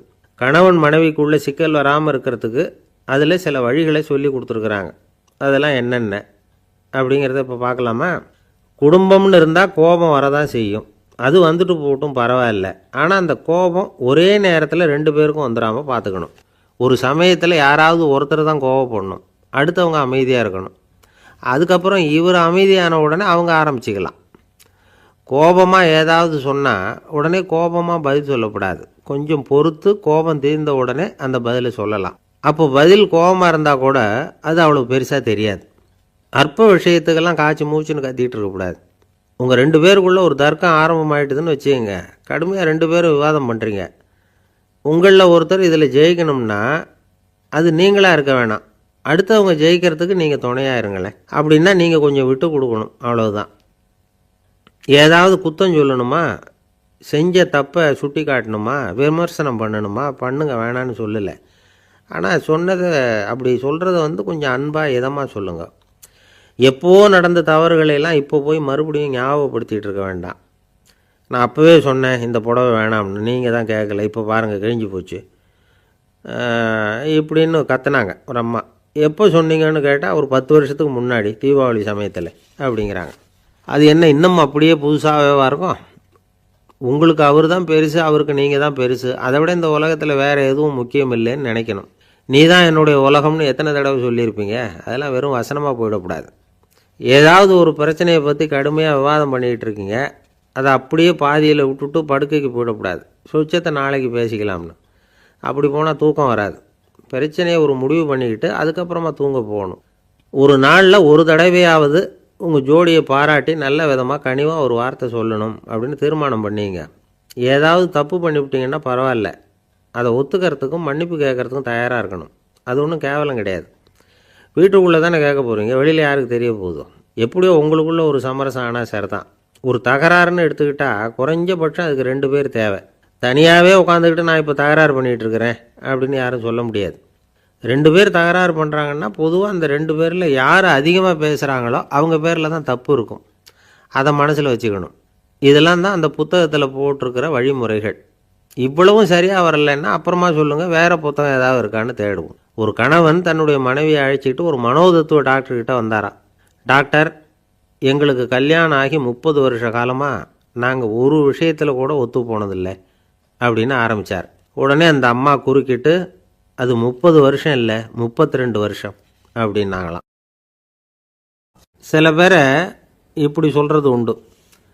அடுத்தவங்களை அனுசரித்து நடந்துக்க தெரியல, அவன் என்ன சார் மனுஷன் அப்படிம்பாங்க. சக மனிதர்களோடு எப்படி பழகிறது அப்படின்னு தெரியாததுனாலேயே பல பேர் இன்றைக்கி சங்கடப்பட்டுக்கிட்டு இருக்கிறாங்க. வசதி வாய்ப்பெல்லாம் சரியாக இருக்கும், ஆனால் வாழ்க்கை சரியாக இருக்காது. இன்னொருத்தர்கிட்ட எப்படி பேசுறது பழகிறதுங்கிறது தெரியாததுனால தான் இந்த அவஸ்தை. சரி, இந்த அவஸ்தை இல்லாமல் வாழறது எப்படி? இதுக்கு அனுபவசாலிகள் சில வழிமுறைகளை சொல்கிறாங்க. அதெல்லாம் என்னென்னங்கிறத இப்போ தெரிஞ்சுக்குவோம். முதல்ல நம்ம நாக்கு நம்ம கண்ட்ரோலில் இருக்கணும். வார்த்தைகளை கொட்டிவிட்டு அதுக்கப்புறம் அள்ள முடியாமல் கடந்து கஷ்டப்படக்கூடாது. எப்படி பேசுகிறோங்கிறதும் முக்கியம், பேசுகிறப்ப எப்படி முகத்தை வச்சுருக்கிறோங்கிறதும் முக்கியம். அன்பாக பேசினாலும் நல்லாயிருக்கும். அப்படி பேசுகிறப்ப ஆதரவாக அவர் தோள் மேலே ஒரு கையை போட்டுக்கிட்டு பேசினா இன்னமும் நல்லாயிருக்கும். 2வது விஷயம், இன்னொருத்தர்கிட்ட பேசுகிறப்ப வாக்குறுதிகளை அள்ளி வீசக்கூடாது. கொடுக்குற வாக்குறுதி குறைச்சலாக இருக்கணும். அப்படி கொடுத்த வாக்குறுதியை கண்டிப்பாக நிறைவேற்றணும். நாம் ஒருத்தரை பாராட்டுறோம் அல்லது அவரை பற்றி அபிப்பிராயம் சொல்கிறோம்னா அது ஆக்கப்பூர்வமாக இருக்கணும். நம்ம பாராட்டு அல்லது விமர்சனம் அடுத்தவருடைய முன்னேற்றத்துக்கு உதவுறது மாதிரி இருக்கணும். நாம் சொல்கிறத கேட்டுட்டு அவன் தலையில் கையை வச்சுட்டு உட்காந்துடக்கூடாது. எப்பவும் உற்சாகமாக இருக்கணும், முகம் மலர்ச்சியாக இருக்கணும். மனுஷன் இருந்தால் வருத்தம், கவலை, ஏமாற்றம் எல்லாம் இருக்க தான் செய்யும். அதெல்லாம் மனசில் இருக்கட்டும். அந்த வருத்தமும் கவலையும் ஏமாற்றமும் சேர்ந்துக்கிட்டு நம்ம முகத்தில் இருக்கிற மலர்ச்சியை மூடி மறைக்கிறதுக்கு நாம் இடம் கொடுத்துடக்கூடாது. எந்த விஷயத்தை பற்றி யாருக்கிட்ட பேசினாலும் வெளிப்படையாக பேசணும். திறந்த மனசோட பேசணும். மூடி மறைச்சி முன்னு மூழ்கிக்கிட்டு இருக்கக்கூடாது. இன்னொருத்தர்கிட்ட பேசுகிறப்போ விவாதம் பண்ணுங்க, அது தப்பு இல்லை. ஆனால் வாதாடிக்கிட்டு இருக்கக்கூடாது. அதாவது என்ன சொல்கிறாங்கன்னா, டிஸ்கஸ் பண்ணலாம், ஆர்கியூ பண்ணக்கூடாதான். நம்மக்கிட்ட இருக்கிற நல்ல குணங்களை நாம் எடுத்து சொல்லிகிட்டு இருக்கக்கூடாது. அந்த நல்ல குணங்களே நம்மளை பற்றி எடுத்து சொல்லணும். அது மாதிரி நடந்துக்கணும். அதே மாதிரி அடுத்தவங்க கிட்ட உள்ள கெட்ட குணங்களை பற்றி அவசியம் இல்லாமல் நாம் பேச வேண்டியதில்லை. உங்களை பற்றி யாராவது தப்பாக பேசுகிறாங்களா, அப்படி அவங்க பேசுகிறதுல உண்மை இல்லையா அப்படின்னா அதை நீங்கள் பொருட்படுத்த வேண்டியதில்லை, விட்டுடலாம். அது தானாக போயிடும். ஒரு 4-5 பேரோட பேசிக்கிட்டு இருந்தீங்கன்னா எல்லாருக்கும் முக்கியத்துவம் கொடுங்க. யாரையும் அலட்சியப்படுத்தாதீங்க. தமாஷா பேசலாம். ஆனால் அவங்க தமாஷ் அடுத்தவங்கள கேலி பண்ணுறதா இருக்கக்கூடாது. நமக்கு கிடைக்க வேண்டியது கிடைக்கலையே அப்படிங்கிற தவிப்பு நம்மக்கிட்ட இருக்கக்கூடாது. அது தேவையில்லை. உங்கள் செயல்பாடுகள் தெளிவாக இருக்கட்டும். பாராட்டு தானாக அவங்கள தேடிட்டு வரும். இன்னொரு மனுஷனுடைய மனசில் கௌரவமான ஒரு இடத்த பிடிக்கணும்னா நாம் இந்த குணத்தையெல்லாம் நம்மக்கிட்ட வளர்த்துக்கணும். இதெல்லாம் அனுபவசாலிகள் சொல்லியிருக்கிற குறிப்புகள். இந்த குறிப்புகளை சரியாக புரிஞ்சுக்கணும். அது முக்கியம். தப்பாக புரிஞ்சுக்கிட்டா என்ன ஆகும் தெரியுமா? இதை கேளுங்க. ஒருத்தர் வந்தார். சார், அடுத்தவங்க தோள் மேலே கையை போட்டுக்கிட்டு அன்பாக பேசணும்னு சொன்னீங்க. அப்படி தான் பேசினேன். அவர் முதுகை கூட தட்டி கொடுத்தேன். என் வேலை போயிட்டுது சார், வீட்டுக்கு அனுப்பிச்சிட்டாங்க அப்படின்னார். யாருக்கிட்ட அப்படி பேசுனீங்கன்னு கேட்டோம். என் முதலாளிகிட்ட சார் அப்படிங்கிறார் ரொம்ப சோகமாக. இந்த உலகமே ஒரு நாடக மேடை. நாம் எல்லாரும் நடிகர்கள். இது ஞானிகள் சொல்கிறது. இது ஒரு பக்கம் இருக்கட்டும். இந்த உலகத்துக்குள்ளே எத்தனையோ நாடக மேடைகள், எத்தனையோ நடிகர்கள், எத்தனையோ நாடகங்கள். இதெல்லாம் எப்படி ஆரம்பமாச்சு? அதுதான் இன்றைக்கி தகவல். அதாவது ஆதி மனிதன் பேச ஆரம்பிக்கிறதுக்கு முன்னாடி சைகையாலேயே எல்லாத்தையும் சொல்லிகிட்டு இருந்தான். அதனால் அப்போவே நடிப்பு ஆரம்பமாயிட்டுது. முதல்ல ஒரு வேட்டையைத்தான் அவன் நடித்து காட்டியிருப்பான். இவன் எப்படி போனான், எதிரில் மிருகம் எப்படி வந்தது, அதோடு எப்படி சண்டை போட்டான், எப்படி அடித்து கொண்டுகிட்டு வந்தான். இதை அப்படியே மற்றவங்களுக்கு நடித்து காட்டியிருப்பான். ஏன்னா மொழி கிடையாது. இந்த காலத்துலலாம் நாடகங்களில் நடிக்கிறவங்கள நடிகர்கள்ங்கிறோம். ஒரு காலத்தில் இவங்களுக்கு என்ன பேர் தெரியுமா? திஸ்பியர்கள் அப்படின்னு பேரான். இதுக்கு காரணம் உண்டு. அதாவது 2000 வருஷத்துக்கு முன்னாடி கிரீஸ் நாட்டில் திசிபியஸ் அப்படின்னு ஒரு ஆள் இருந்தான். அவன் ஒரு பெரிய நாடக கலைஞன். அவன் சில இளைஞர்களை சேர்த்துக்கிட்டான், பயிற்சி கொடுத்தான், நாடக குழுவை உருவாக்கினான். நடிகர்களையும் நாடகத்துக்கு தேவையான பொருள்களையும் ஏற்றிக்கிட்டு போகிறதுக்கு ஒரு வண்டியையும் தயார் பண்ணான். அந்த வண்டியிலேயே அவன் கிரேக்க நாடு பூராவும் சுற்றினான். ஊர் ஊராக நாடகம் போட்டான். ஒரு ஊருக்கு போனதும் அங்கே நாடகம் நடத்த தியேட்டர் இருக்கா அப்படிங்கலாம் பார்க்குறது இல்லை அவன். ஏன்னா அப்போலாம் தியேட்டர்னா என்னென்ன தெரியாது. நாடகம்னா அது ஒரு மூடிய கொட்டைக்குள்ளே தான் நடத்தணுங்கிறது அப்போ யாருக்குமே தோணலை. இந்த வண்டி போகும், அதுவே ஒரு பகுதி அப்படியே ஒரு மேடை மாதிரி விரிச்சிக்கும்.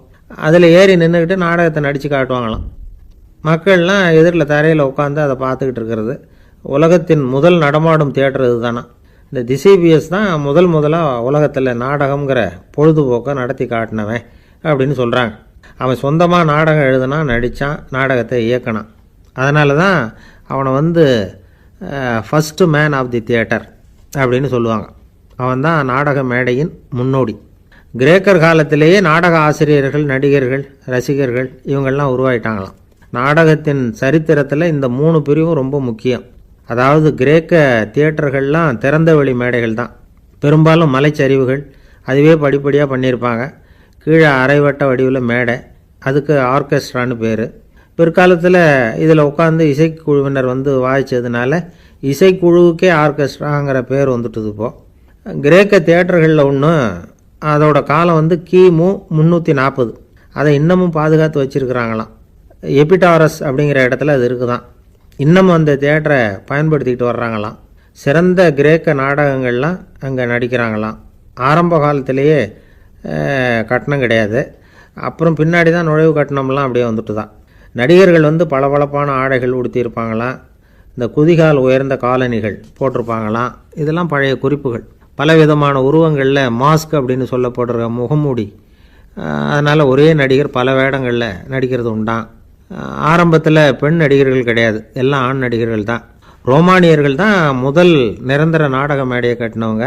அதுதான் முதல் தியேட்டர். கிமு 1048 காலகட்டத்தில் பாம்பிங்கிற நகரத்தில் அதை கட்டியிருக்கிறாங்களாம்.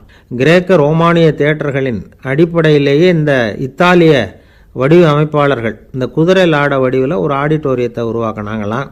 இப்படி அதை பற்றி நிறைய தகவல் இருக்குது. 1576 லண்டனில் இந்த வின்ஸ்பர்ரி, அப்புறம் இந்த பில்ட்ஸில், அப்புறம் ஜேம்ஸ் இப்படிங்கிற ஒரு முயற்சியால் தான் இங்கிலாந்தில் முதல் தியேட்டர் உருவாச்சான். அப்படி ஒருத்தர் இருந்தாராம். உலக நாடக மேடையின் வரலாறு இதுதான். அதாவது இப்பெல்லாம் அறிவியல் வளர்ச்சி அதிகமாகிட்டுது, திரைப்படம் தொலைக்காட்சி எல்லாம் வந்தாச்சு. ஒவ்வொரு வீடுமே ஒரு குட்டி தியேட்டர் மாதிரி ஆகிட்டுது. தொலைக்காட்சி முன்னாடி உட்காந்தா எழுந்திருக்கவே மனசு வர்றதில்லை.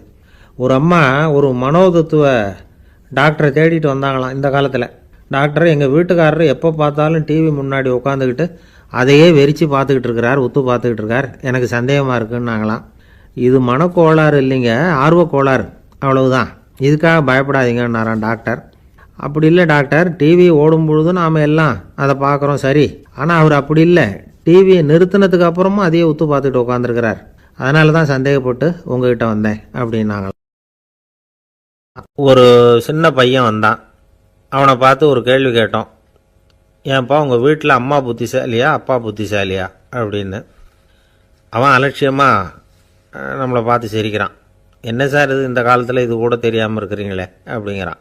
ஒரு சின்ன பையன் நம்மளை பார்த்து இப்படி கேட்டு விட்டானே அப்படின்னு நினைக்கிறப்போ நமக்கு ஒரு மாதிரி ஆகிடும். அதுக்கப்புறம்தான் இந்த தாத்தா பாட்டிலாம் சொல்கிற ஒரு கதை ஞாபகத்துக்கு வந்தது. அது என்ன கதை தெரியுமா? ஒரு ஊரில் ஒரு அம்மாவும் பிள்ளையும் இருந்தாங்களாம். அந்த மகனுக்கு திடீர்னு தேசாந்திரம் போய் வரணும்னு ஆசை வந்துட்டுது. ஊராக போய் சுற்றி பார்க்கணுங்கிற ஆசை. அந்த அம்மாவுக்கு இது பிடிக்கல. மகனை பிரிஞ்சு இருக்கிறதுக்கு அவங்க மனசு இடம் கொடுக்கல. வேணாப்பான்னு சொல்லி பார்த்தாங்க, அவன் கேட்கல. திடீர்னு புறப்படவும் செஞ்சுட்டான். சரி, இனிமேல் அவனை தடுக்க முடியாதுன்னு முடிவு பண்ணிட்டாங்க அந்த அம்மா. இருந்தாலும் புத்திசாலித்தனமாக ஒரு யோசனை பண்ணாங்க. மகனை கிட்டத்தில் கூப்பிட்டாங்க. அவங்ககிட்ட சொன்னாங்க, இதை பாருப்பா, நீ தேசாந்திரம் போகிறதுன்னு தீர்மானம் பண்ணிவிட்ட, அதை நான் தடுக்கலை, போயிட்டு வந்துடும். ஆனால் போகிறதுக்கு முன்னாடி எனக்கு ஒரு வாக்குறுதி கொடுத்துட்டு போ அப்படின்னாங்க. போகிறப்போ ராத்திரியாக இருந்தாலும் பகலாக இருந்தாலும் சரி, புளிய மரத்து நிழலில் தான் தங்கணும். திரும்பி வர்றப்போ இரவும் பகலும் நீ வேப்ப மரத்து நிழல்லே தங்கணும் அப்படின்னாங்க. சரி, அப்படியே செய்கிறேன்னு சொல்லி வாக்குறுதி கொடுத்தான் பையன். புறப்பட்டு போனான். போகிற வழியில் புளிய மரத்து நிழல்லையே தங்கினான், தூங்கினான். அப்படி போய்கிட்டே இருந்தான். 7வது நாள் அவன் உடம்பு சுகமில்லாமல் போயிட்டுது. ரொம்பவும் பலவீனமாயிட்டான். இனிமேல் நடக்க முடியாதுங்கிற நிலைமை வந்துட்டுது. யோசித்து பார்த்தான். சரி, இதுக்கு மேலே போக வேண்டாம் அப்படின்னு முடிவு பண்ணிவிட்டு திரும்பி வர ஆரம்பிச்சிட்டான். திரும்பி வர்றப்போ வழியில் வேப்ப மரத்து நிழல்லையே தங்கி தங்கி வந்தான். நாளுக்கு நாள் உடம்பு சரியாக வந்துட்டுது. 7வது நாள் வீட்டுக்கு சேர்றான். உடம்பு பழையபடியே கலகலப்பாயிட்டுது. பூர்ண சுகம். தேசாந்திரம் போன பையன் திரும்பி வந்துட்டானே அப்படின்னு அந்த அம்மா ஆச்சரியப்படலை. ஏன்னா அவங்களுக்கு தெரியும் இப்படி ஆகும்னு. பையன் சீக்கிரமாக திரும்பி வரணுங்கிறதுக்காகத்தான் அவங்க அந்த யோசனையை சொன்னாங்க. என்ன விஷயங்கிறதையும் அவங்களே சொன்னாங்க. மகனே, புளிய மரத்து நிழல் உடம்புக்கு உஷ்ணத்தை கொடுக்கும், சீக்கம் உண்டாக்கும். அதனால் நீ தொடர்ந்து புளிய மரத்து நிழலில் தங்கினாவே நோய்க்கு ஆளாயிட்ட. அதனால் பயணத்தை முடிச்சுக்கிட்டு திரும்பி வரணுங்கிற முடிவுக்கு வந்துட்ட. திரும்பி வர்றப்போ நீ தங்கினது வேப்ப மரத்து நிழல். அது உடம்புக்கு குளிர்ச்சியை தரக்கூடியது, நோயை தீர்க்கக்கூடியது. அதனால் சுகமாக வீட்டுக்கு சேர்ந்துட்ட. உன்னோட தேசாந்திர பயணத்தை தடுக்கிறதுக்காக தான் இப்படி பண்ணினேன் அப்படின்னாங்களாம் அந்த அம்மா. பார்த்தீங்களா அம்மாவோட புத்திசாலித்தனத்தை? அப்பாவாக இருந்தால் இப்படியா பண்ணுவார்? ஒரு அப்பா பையன்கிட்ட 10 ரூபா கொடுத்து இதை எடுத்துக்கிட்டு அடுத்த ஊருக்கு போய் அங்கே இருக்கிற மாமா கிட்ட இதை கொடுத்துட்டு வாடா, வழியில் எங்கேயாவது மரத்தடியில் படுத்து தூங்கி விடாதே அப்படின்னு எச்சரிக்கை பண்ணி அனுப்புனாராம். பையனுக்கு எச்சரிக்கையாக வாழறது எப்படிங்கிறத கற்றுக் கொடுக்கறதுக்காக இப்படி பண்ணார். அவன் பணத்தை வாங்கிக்கிட்டு போனான். அப்பா சொன்னதை மறந்துட்டு ஒரு மரத்தடியில் படுத்து தூங்கிட்டான். அவனுக்கு தெரியாமல் அவன் பின்னாடியே போன அப்பா அவன் கையில் இருந்த அந்த 10 ரூபாயை நைஸாக எடுத்துகிட்டு வந்துட்டார். அவன் பையில் தானே வச்சுருந்தான், அது தெரியாமல் எடுத்துகிட்டு வந்துட்டார். அவன் தூங்கிக்கிட்டு இருக்கான். எடுத்துகிட்டு ஒரு மறுபடியும் வீட்டுக்கு வந்துட்டார். பையன் மூழ்கிக்கிட்டு பையை தடவி பார்க்குறான், பணத்தை காணும். அழுதுகிட்டே திரும்பி வந்தான். அப்பா கிட்ட விஷயத்த சொன்னான். அப்பா சிரிச்சுக்கிட்டே சொன்னார், அதுக்கு தான்ப்பா ஆரம்பத்திலேயே எச்சரிக்கை பண்ணினேன், இனிமேலாவது நீ ஜாக்கிரதையாக இருக்கணும் அப்படிங்கிறதுக்காக தான் இப்படி பண்ணினேன். அந்த பணம் எங்கேயும் போயிடலை, நான் தான் அதை உனக்கு தெரியாமல் எடுத்து வச்சிருக்கிறேன். இதோ பாரு அப்படின்னு சொல்லிட்டு சைடு பாக்கெட்டில் கையை விட்டா அது ஓட்டையாக இருக்குது. அதை எவனோ ஏற்கனவே கத்திரிச்சு எடுத்துகிட்டு போட்டான். இப்போ அப்பா முகத்தில் அசடு வழிஞ்சுதான். இந்த காலத்தில் நடிகர் ஒருத்தர் சொன்னார், சார் நான் இந்த நாடகத்தில் நடிக்கிறப்போ முகத்தில் நவரசங்களையும் காட்டி நடித்தேன், உணர்ச்சிகளை எல்லாம் நல்லா காட்டி நடித்தேன். அப்படி இருந்தும் ஜனங்கள் கல்லை எடுத்து மேடையில் வீசிவிட்டாங்க சார் அப்படின்னார். நாடகத்தில் உங்களுக்கு என்ன வேஷம் அப்படின்னு கேட்டாங்க. அது செத்து கிடக்கிற பணமாக நடித்தேன் சார் அப்படின்னார். ஒரு தெருவில் ஒருத்தன் குடிகாரன் நடு ராத்திரி 12 மணி ஆடிக்கிட்டே நிற்கிறான். ஒரு பெரியவர் வந்தார். இந்த நேரம் அப்படி அநியாயமா அப்படி ஆடிட்டு நிற்கிறீங்க, உங்க வீடு எங்கடா இருக்குன்னா அண்ணாந்து பார்த்தான். பக்கத்துல பார்த்தார், ஒரு மாடிப்படி மாதிரி படிப்படியா இருக்கு, அங்க ஒரு ரூம் இருக்கு, கதவு இருந்தது. அங்கதான் இருக்கேன்னா பிடிச்சி எடுத்துட்டு போனார். வாடா உன்னை கொண்டு வந்து வீட்டுல விடுறேன்னா வரமாட்டேங்கிறான். நீ வாடான்னு வலுக்கட்டாயமா அந்த பெரியவர் அந்த குடிகாரனை பிடிச்சி தரன்னு இழுத்துட்டு போய் மாடிப்படியில இந்த கதவை திறந்து உள்ள போய் படுறா அப்படின்னா போக மாட்டேங்கிறான். ஒரு வலுக்கட்டாயமா கழுத்தை பிடிச்சி உள்ள தள்ளி கதவை சாத்தி விட்டு இறங்கி வந்துட்டார். அப்பாடா ஒரு நல்ல காரியம் பண்ணோம். வந்தா இன்னொருத்தன் அதே மாதிரி ஆடிட்டு வரான் கீழே. நீ என்னடா பண்ணேன்னா இவனும் அதே மாதிரி ஆடுறான். சரி வாடா உனக்கு இங்கதான் நான் அண்ணாந்து பார்த்தான். சரிவா அங்கதான் தங்கியிருக்கேன்னு பிடிச்சி தரன்னு இழுத்துட்டு போய் கதவு திறந்து போடான்னு அவனும் போக மாட்டேங்கிறான். அவனையும் வலுக்கட்டாயமா தள்ளிட்டு மூடி விட்டு கீழே இறங்கி வந்தார். வந்தா 3வது ஆளு ரொம்ப பயங்கரமா ஆடிட்டு வரான். எத்தனை பேருடா இன்னைக்கு இப்படி புறப்பட்டு இருக்கீங்க, எல்லாம் அங்கதான் இருக்கீங்களா அப்படின்னு சொல்லி வாடா மேலன்னு கூப்பிட்டார். நான் வரமாட்டேன்னு கத்தனான். அதெல்லாம் முடியாது, ஒன்னு அங்க விட்டுட்டு தான் போவேன்னு அவர் பெரியவர் இழுக்கிறார். இழுத்ததும் உடனே போலீஸ்னு கத்திருக்கான். போலீஸ்காரர் வந்துட்டார். அந்த போலீஸுக்காரர்கிட்ட அவன் புகார் பண்றான். இந்த பாருங்க சார், யாரோ ஒரு பெரியவர் என்ன இந்த வழியா மேல கொண்டு போய் அந்த கதவை திறந்து அந்த பக்கமா இருக்கிற குப்பை குழியில தள்ளி விட்டுட்டு இருக்கிறார் 3 தடவையா. நாங்க இறங்கி கீழே வந்துட்டு இருக்கேன். இன்னும் 2 தரம் தள்ளி விட்டாருன்னா செத்து போடுவோம் சார் அப்படின்னா. இதான் நன்று ஆற்றல் உள்ளும் தவறுண்டு, அவரவர் பண்பறிந்த ஆற்றா கடை. நீ நல்லதுதான் செஞ்சார், தப்பு வந்துடும், அது அவ்வளவு தூரம் அவர் தான் சொல்ல முடியும்.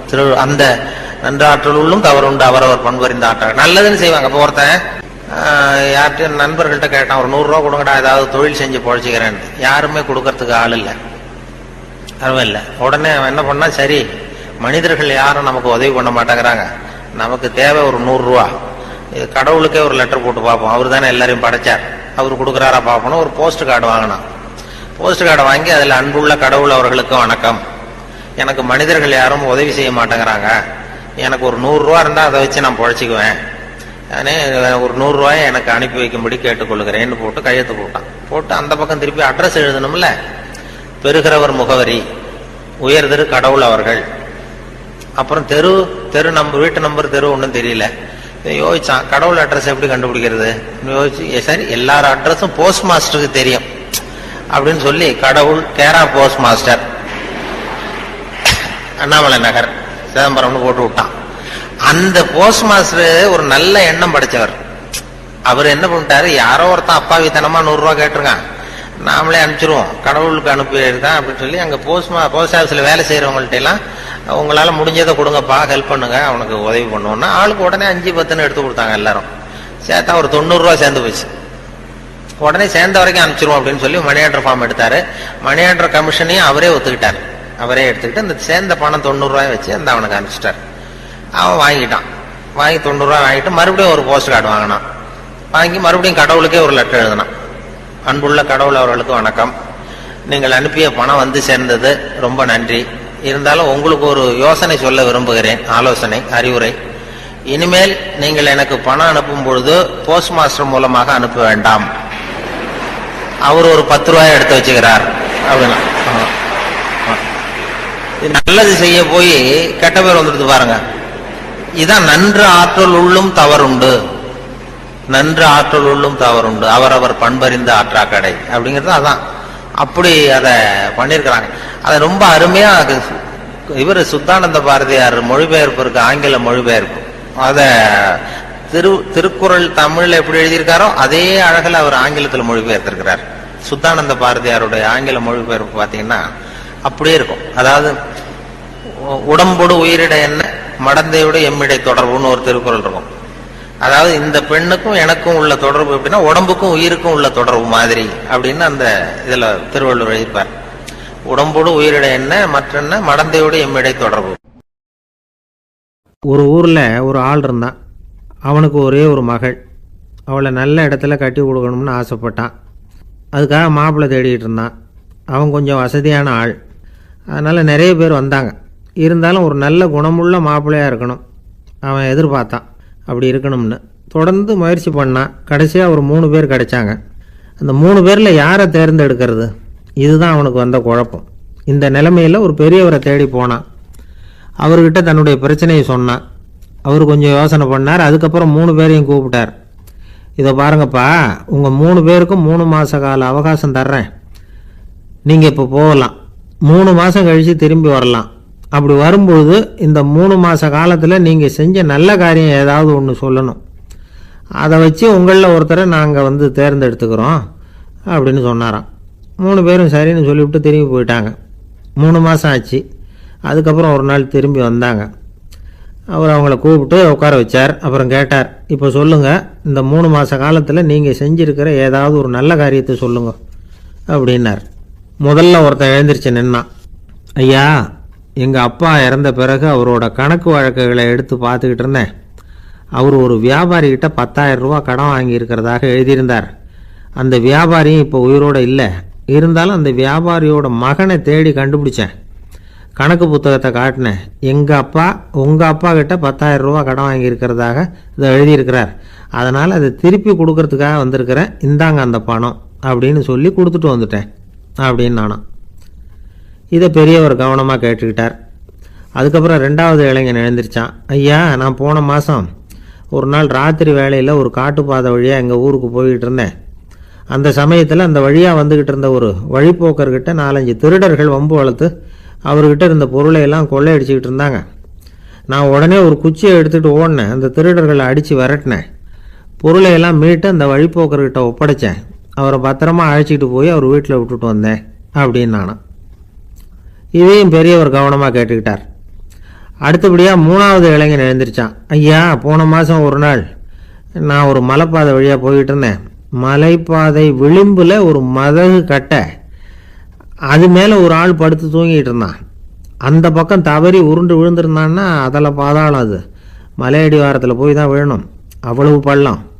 அது தெரியாமல் அவன் பாட்டுக்கு தூங்கிட்டு இருந்தான். நான் உடனே அவன்கிட்ட ஓடி போய் குனிஞ்சு அவன் முகத்தை பார்த்தேன். அப்போ தான் புரிஞ்சுது, அவன் ஏற்கனவே எனக்கு தெரியும். அவனை எனக்கு நிறைய கெடுதல் பண்ணியிருக்கிறான், இடைஞ்சல் கொடுத்தவன்.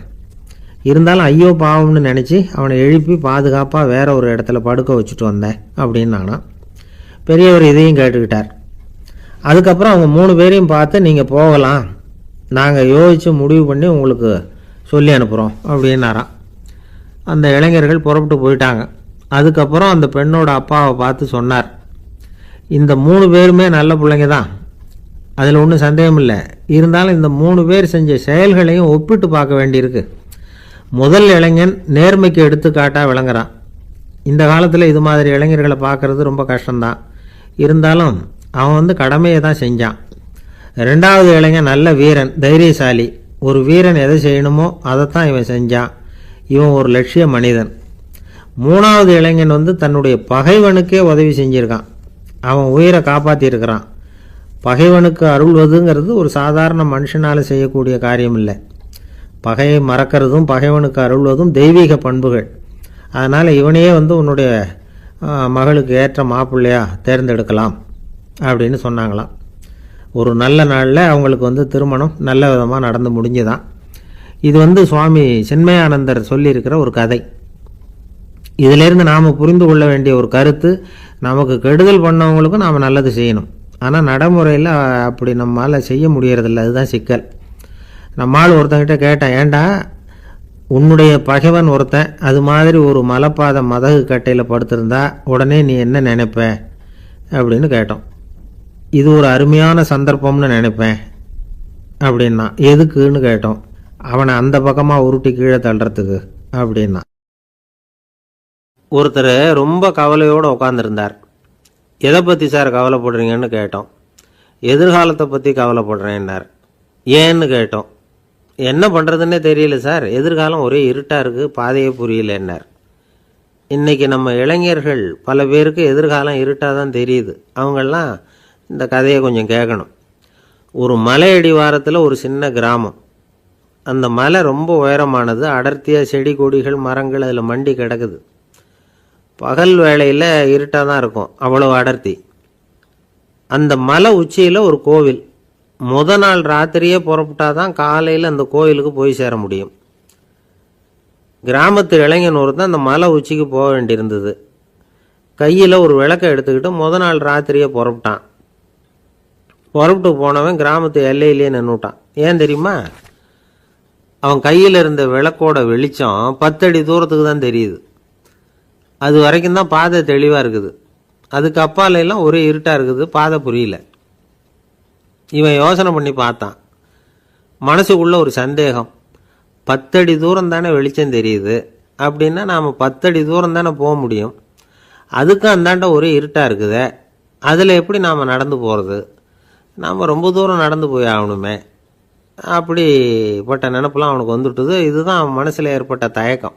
இப்படி யோசிச்சுக்கிட்டே அந்த இளம் ஆசாமி புறப்பட்ட இடத்துலையே நின்றுக்கிட்டு இருக்கிறான். அந்த சமயத்தில் ஒரு வயசான பெரியவர் அந்த பக்கமாக வந்தார். அவர் கையில் இதை விட சின்னதாக ஒரு விளக்கு வச்சுருந்தார். அது எப்படின்னா, அது ஒரு 5 அடி தூரத்துக்கு தான் வெளிச்சம் காட்டுது. அவ்வளவு சின்ன விளக்கு. அவரும் மலை உச்சிக்கு போகிறதுக்காக தான் வந்துக்கிட்டு இருக்கிறார். அவரை பார்த்து இவன் கேட்டான், என்ன பெரியவரே, இவ்வளவு சின்ன விளக்க வச்சுக்கிட்டு அவ்வளவு தூரத்துக்கு எப்படி மலையேற போகிறீங்க அப்படின்னு கேட்டான். நீ ஏன் இப்படி தயங்கிட்டே நிற்கிறேன்னு கேட்டார் பெரியவர். என்கிட்ட இருக்கிற விளக்கு 10 அடி தூரத்துக்கு தான் பாதையை காட்டுதுன்னா. இப்போ பெரியவர் சொன்னார், தம்பி, உன் கையில் இருக்கிற விளக்கு கொடுக்குற வெளிச்சத்தை வச்சு நீ முதல்ல 10 அடி தூரம் முன்னாடி போ. 10வது அடியில் போய் நின்றுக்கிட்டு பாரு, மறுபடியும் ஒரு 10 அடி தூரத்துக்கு பாதை தெரியும். இப்படி உன் கையில் இருக்கிற விளக்கு தொடர்ந்து வெளிச்சம் காட்டிக்கிட்டே இருக்கும். நீ முன்னேற முன்னேற அந்த வெளிச்சமும் முன்னேறும். அதனால் எத்தனை கிலோமீட்டர் தூரம் வேணும்னாலும் நீ இந்த 10 அடி தூரம் வெளிச்சத்தை வச்சுக்கிட்டே நீ போயிடலாம், புறப்படு அப்படின்னார். இப்போ தான் அந்த பெரியவர் சொன்னது இளைஞனுக்கு பளிச்சுன்னு புரிஞ்சுதான். உடனே உற்சாகமாக புறப்பட்டான், உச்சிக்கு போய் சேர்ந்தான். இந்த கதையிலேருந்து நாம் புரிஞ்சிக்க வேண்டியது என்ன தெரியுமா? நீண்ட கால திட்டம் ஒன்று போடும் பொழுது நமக்கு முன்னாடி இருக்கிறத மறந்துட்டு மனசை போட்டு குழப்பிக்க கூடாது. உங்கள் கையில் என்ன இருக்கோ அதுலேயே உங்கள் எதிர்காலம் மறைஞ்சிருக்குது. கண் முன்னாடி தெரியறத வச்சு ஆரம்பிங்க, போக போக வழி தானாக புலப்படும் அப்படிங்கிறார் ஒரு பெரியவர். பெரிய பயணங்களையெல்லாம் இப்படி தான் நடத்த வேண்டியிருக்கும். ஒவ்வொரு அடியாக எடுத்து வச்சா ஓடி போய் சேர்ந்து விடலாம். மலைச்சி போய் நின்றுட்டா நின்றுக்கிட்டே இருக்க வேண்டியது தான். நம்ம ஆள்லாம் ரொம்ப மோசமான இருக்கிறாங்க. ஒருத்தன் அப்படி தான் நீண்ட தூர பிரயாணம் ஒன்று புறப்பட்டான். ரயில் போய்கிட்டே இருந்தது. கொஞ்சம் தூரம் போச்சு, பாதி வழியில் கையில் வச்சுருந்த டிக்கெட்டை காற்றுல விட்டுட்டான். ஐயோ, என் டிக்கெட்டு போயிட்டுதே அப்படின்னு கத்த ஆரம்பிச்சுட்டான். பக்கத்தில் இருந்த பெரியவர் அவனை பார்த்து பரிதாபப்பட்டு, கவலைப்படாத தம்பி, போனால் போகுது, வேறு டிக்கெட் வாங்கிக்கலாம் அப்படின்னு ஆறுதல் சொன்னார். அதுக்கு அவன் சொல்கிறான், சார், நான் அதுக்காக அழலை, அந்த டிக்கெட்டு கிடைச்சா தானே நான் எந்த ஊருக்கு போகணுங்கிறது எனக்கு தெரியும் அப்படிங்கிறான். என்னுடைய நண்பர் ஒருத்தர், அவருக்கு ஜாதகத்தில் நம்பிக்கை உண்டு. அவரே ஜோசியமெல்லாம் பார்ப்பார். என்ன சார், இந்த காலத்தில் இதையெல்லாம் நம்பிக்கிட்டு இருக்கீங்களேன்னு கேட்டா, உங்களுக்கு ஒன்றும் தெரியாது சார், இந்த உலகத்தில் ஒவ்வொருத்தரும் அவங்கவுங்க செய்கிற நல்லது கெட்டதுக்கு தகுந்த பலனை அனுபவிச்சே தேரணும்பார். அது மட்டும் இல்லை, ஒருத்தன் செத்துட்டா கூட அவன் செஞ்ச பாவ புண்ணியங்கள் கூடவே போயிட்டுருக்கோம்பார். அது எப்படி கூட போவோம் அப்படின்னு குதர்க்கமாக கேட்டால், அதுக்கு அவர் ஒரு கதை சொன்னார். அது ரொம்ப சுவாரஸ்யமாக இருந்தது. ஒரு ஊரில் ஒருத்தர் இருந்தாராம். அவர் ஜோசியம் பார்க்குறதுல ரொம்ப கெட்டிக்காரரு. ஒருத்தருடைய தலைமுடியை மட்டும் அவர்கிட்ட காட்டினா போதும், அதை மட்டும் பார்த்துட்டு அவருடைய ஜாதகத்தையே சொல்லிவிடுவாராம். அப்பேற்பட்ட திறமை. அந்த ஆள் ஒரு சமயம் கன்னியாகுமரி கடற்கரைக்கு போயிருந்திருக்கிறார். அங்கே கரை ஓரமாக ஒரு மண்டை ஓடு கிடந்திருக்கு. அதை எடுத்து பார்த்துருக்கிறார். அந்த மண்டை ஓட்டை வச்சுக்கிட்டே அதோட ஜாதகத்தை அலசியிருக்கிறார். இந்த மண்டை ஓட்டுக்கு உரிய ஆசாமி வாழ்க்கையில் ரொம்ப கஷ்டப்பட்டுருக்கிறான், நிறைய கஷ்டத்தை அனுபவிச்சிருக்கிறான், அது தாங்க முடியாமல் தான் கடலில் விழுந்து தற்கொலை பண்ணிகிட்டு இருக்கான் அப்படிங்கிறத அவர் கணிச்சுட்டார். இருந்தாலும் இந்த மண்டை ஓடு இன்னமும் அனுபவிக்க வேண்டியது பாக்கி இருக்குது அப்படிங்கிறதையும் அவர் உணர்றார். அது சரி, ஒருத்த உயிரோடு இருக்கிற வரைக்கும் தானே நல்லது கெட்டதை அனுபவிக்க முடியும். செத்ததுக்கு அப்புறமும் பாக்கி இருக்குன்னா அதை எப்படி அனுபவிக்கிறது? இந்த மண்டை ஓட்டுக்கு இன்னும் கொஞ்சம் பாக்கி இருக்குது அப்படிங்கிறது அவருக்கு புரிஞ்சதே தவிர அதோட அர்த்தம் என்னங்கிறது அவருக்கு சரியாக விளங்கலை. சரி, இதை இன்னும் கொஞ்சம் விவரமாக ஆராய்ச்சி பண்ணி பார்ப்போம் அப்படின்னு நினச்சிக்கிட்டு அதை தன்னுடைய வீட்டுக்கு எடுத்துகிட்டு போயிட்டார். அந்த மண்டை ஓட்டை ஒரு பொட்டியில் வச்சு பூட்டினார். தன்னுடைய தனி அறையில் அதை பத்திரமா வச்சுக்கிட்டார். தினமும் ராத்திரி ஆனதும் தன்னுடைய மனைவியை பார்த்து, நீ போய் பூஜை அறையில் தனியாக படுத்துக்கோ அப்படின்னு சொல்லிவிட்டு, இவர் தினம் ராத்திரி 12 மணிக்கு பொட்டியை திறந்து பார்ப்பார். மண்டை ஓடு அப்படியே இருந்ததே தவிர இன்னும் கொஞ்சம் பாக்கி இருக்குங்கிறதுக்கு அர்த்தம் அவருக்கு விளங்கலை. அந்த மண்டை ஓட்டுக்கு இன்னும் என்ன பாக்கி இருக்க போகுது. இப்படியே ஒரு 10 நாள் போச்சு. அந்த வீட்டம்மாவுக்கு சந்தேகம் வந்துட்டுது. நம்ம வீட்டுக்காரர் நம்மளை தனியாக ஏன் தூங்க சொல்கிறார் அப்படிங்கிற சந்தேகம். உடனே பக்கத்து வீட்டு அம்மா கிட்ட விஷயத்தை சொல்லியிருக்கிறாங்க. அந்த அம்மா உடனே, நீ கவலைப்படாத, நான் கண்டுபிடிச்சி சொல்கிறேன்னு சொல்லிவிட்டாங்களாம். அன்றைக்கி ராத்திரியே ஜன்னல் வழியாக எட்டி பார்த்துருக்குறாங்க. இந்த ஆள் மண்டை ஓட்டை கையில் வச்சுக்கிட்டு அதை திருப்பி திருப்பி அப்படியும் அப்படியும் பார்த்துக்கிட்டு இருந்தது தெரிஞ்சுட்டுது. மறுநாள் காலையில் அவரோட மனைவியை பார்த்தாங்க. ஏம்மா, உன் வீட்டுக்காரருக்கு நீ முதல் மனைவியா 2வது மனைவியா அப்படின்னு கேட்டாங்க. எனக்கு தெரிஞ்ச வரைக்கும் நான் ஒருத்தி தான் அவருடைய மனைவின்னாங்க. அப்படி இல்லை, நீ அவருக்கு 2வது மனைவி. முதல் மனைவியின் மண்டை ஓடு தான் அவர் கையில் இருக்குப்போ, அதை தான் அவர் தினமும் ராத்திரியில் எடுத்து பார்த்துக்கிட்டு இருக்கிறாரு அப்படின்னு விட்டாங்க அந்த அடுத்த வீட்டம்மா. அப்படியா விஷயம்னு சொல்லிவிட்டு கணவன் வீட்டில் இல்லாத நேரமாக பார்த்து அந்த மண்டை ஓட்டை எடுத்து கொண்டாந்து ஒரு உரலில் போட்டு உலக்கையால் குத்தி நொறுக்க ஆரம்பிச்சுட்டுது அந்த அம்மா. வெளியே போயிருந்த அந்த ஆள் அப்போ தான் உள்ளே நுழைஞ்சார். மண்டை ஓடு உலக்கைக்கிட்ட குத்து வாங்கிட்டு இருக்கு. அது அனுபவிக்க வேண்டியது இன்னும் கொஞ்சம் பாக்கி இருக்குது அப்படிங்கிறதுக்கான அர்த்தம் எனக்கு இப்போ தான் புரிஞ்சுதுன்னாராம் அவர். இந்த கதையிலேருந்து நாம் இன்னொரு நீதியையும் புரிஞ்சுக்கணும். அதாவது நம்ம வீட்டை பற்றி நமக்கு தெரியாததெல்லாம் அடுத்த வீட்டுக்காரங்களுக்கு நல்லா தெரியும். ஒரு காடு, அங்கே புத்தர் அவர் பாட்டுக்கு நடந்து போய்கிட்டே இருக்கிறார். அவருக்கு பின்னாடி ஒரு குரங்கு, அதுவும் தொடர்ந்து வந்துக்கிட்டே இருக்குது. புத்தர் திரும்பி பார்த்தார். குரங்கு அப்படியே குதித்து உயர எழும்பி ஒரு கிளையில் போய் உக்காந்துது. ஏன் இப்படி பண்ணுறேன்னு கேட்டார் புத்தர். என்னை சாதாரணமாக நினைக்க வேணாம், நான் மகாமந்தி, என்னால் எல்லாம் முடியும், முடியாதுங்கிற வார்த்தையே என்னுடைய அகராதியில் கிடையாது, என்ன வேணும்னாலும் செய்வேன் அப்படின்னுது. அப்படின்னா ஒரு பந்தயம் வச்சுக்கலாமான்னார் இவர். வச்சுக்கலாமேன்னுது. வேற ஒன்றும் இல்லை, இப்போ நீ மேலே எழும்பி அந்த கிளையில் உட்காந்தது மாதிரி அங்கேருந்து தாவி என் உள்ளங்கையில் உட்காரணும், அவ்வளவுதான் அப்படின்னார். அப்படி உட்காந்துட்டா என்ன பரிசு அப்படின்னு கேட்டது அது. சொர்க்கத்தில் இருக்கிற மாமன்னன் மரகத சக்கரவர்த்தியை என்னோட இருக்கும்படியாக கூப்பிட்டுக்கிறேன். அந்த சமயத்தில் அவருடைய அரியணை அங்கே காலியாகிடும், நீ அதில் போய் உட்காந்துக்கலாம். பந்தயத்தில் தோத்துட்டா ஒரு கல்ப காலம் இந்த பூமியில் வாழ வேண்டியிருக்கும், அதுக்கு பிறகு தான் என்கிட்ட வர முடியும், என்ன சொல்கிற அப்படின்னார். குரங்குக்கு தாவறது ஒரு பெரிய காரியமா? இது எனக்கு ரொம்ப சாதாரண விஷயம், என்ன இப்போவே தாவட்டுமா அப்படின்னுது. சரின்னு சொல்லி உள்ளங்கையை நீட்டினார். அவருடைய கை தாமரை இலை அளவுக்கு அப்படியே விரிஞ்சுது. குரங்கு சௌகரியமாக உட்கார்றதுக்காக. குரங்கு தாவறதுக்கு தயாராச்சு. அதுக்கு முன்னாடி ஒரு சின்ன யோசனை அதுக்கு. இந்த கிளையிலேருந்து அந்த கைக்கு தாவறது எனக்கு ரொம்ப அற்பமான ஒரு வேலை, இது ரொம்ப சாதாரணம், என்னுடைய கௌரவத்துக்கு இது சரியாக இருக்காது. அதனால் நான் என்ன பண்ண போகிறேன்னா, இங்கேருந்து கிளையிலேருந்து அப்படியே உயர எழும்ப போகிறேன்.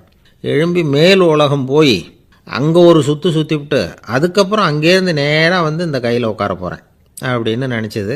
என்ன யோசிக்கிற அப்படின்னார் புத்தர். ஒன்றும் இல்லை, இந்த பாயிரம் பார் அப்படின்னு சொல்லி தாவி உயர போயிட்டுது. கொஞ்ச நேரத்தில் வான உலகத்துக்கே போய் சேர்ந்துட்டுது.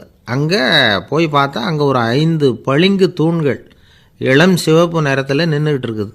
குரங்கு நினச்சிக்கிட்டது, புத்தர்கிட்ட போய் இந்த பளிங்கு தூண்களை பார்த்தோம்னு சொன்னால் அப்படியே திகைச்சு போயிடுவார், இந்த தூணில் ஏதாவது அடையாளம் செஞ்சுட்டு போகணும் அப்படின்னு அந்த இடத்துல மிதந்துக்கிட்டே நினச்சிது. உடனே ஒரு தூணில் எழுதிச்சு. என்ன எழுதிச்சுன்னா, ஒரு மகா ஞானி இங்கே வந்துட்டு போகிறார் அப்படின்னு எழுதிச்சு. எழுதிவிட்டு அப்படியே கீழே தாவி புத்தரோட உள்ளங்கையில் உட்காந்துது. எப்படி பார்த்தீங்களா என்னுடைய வேலை?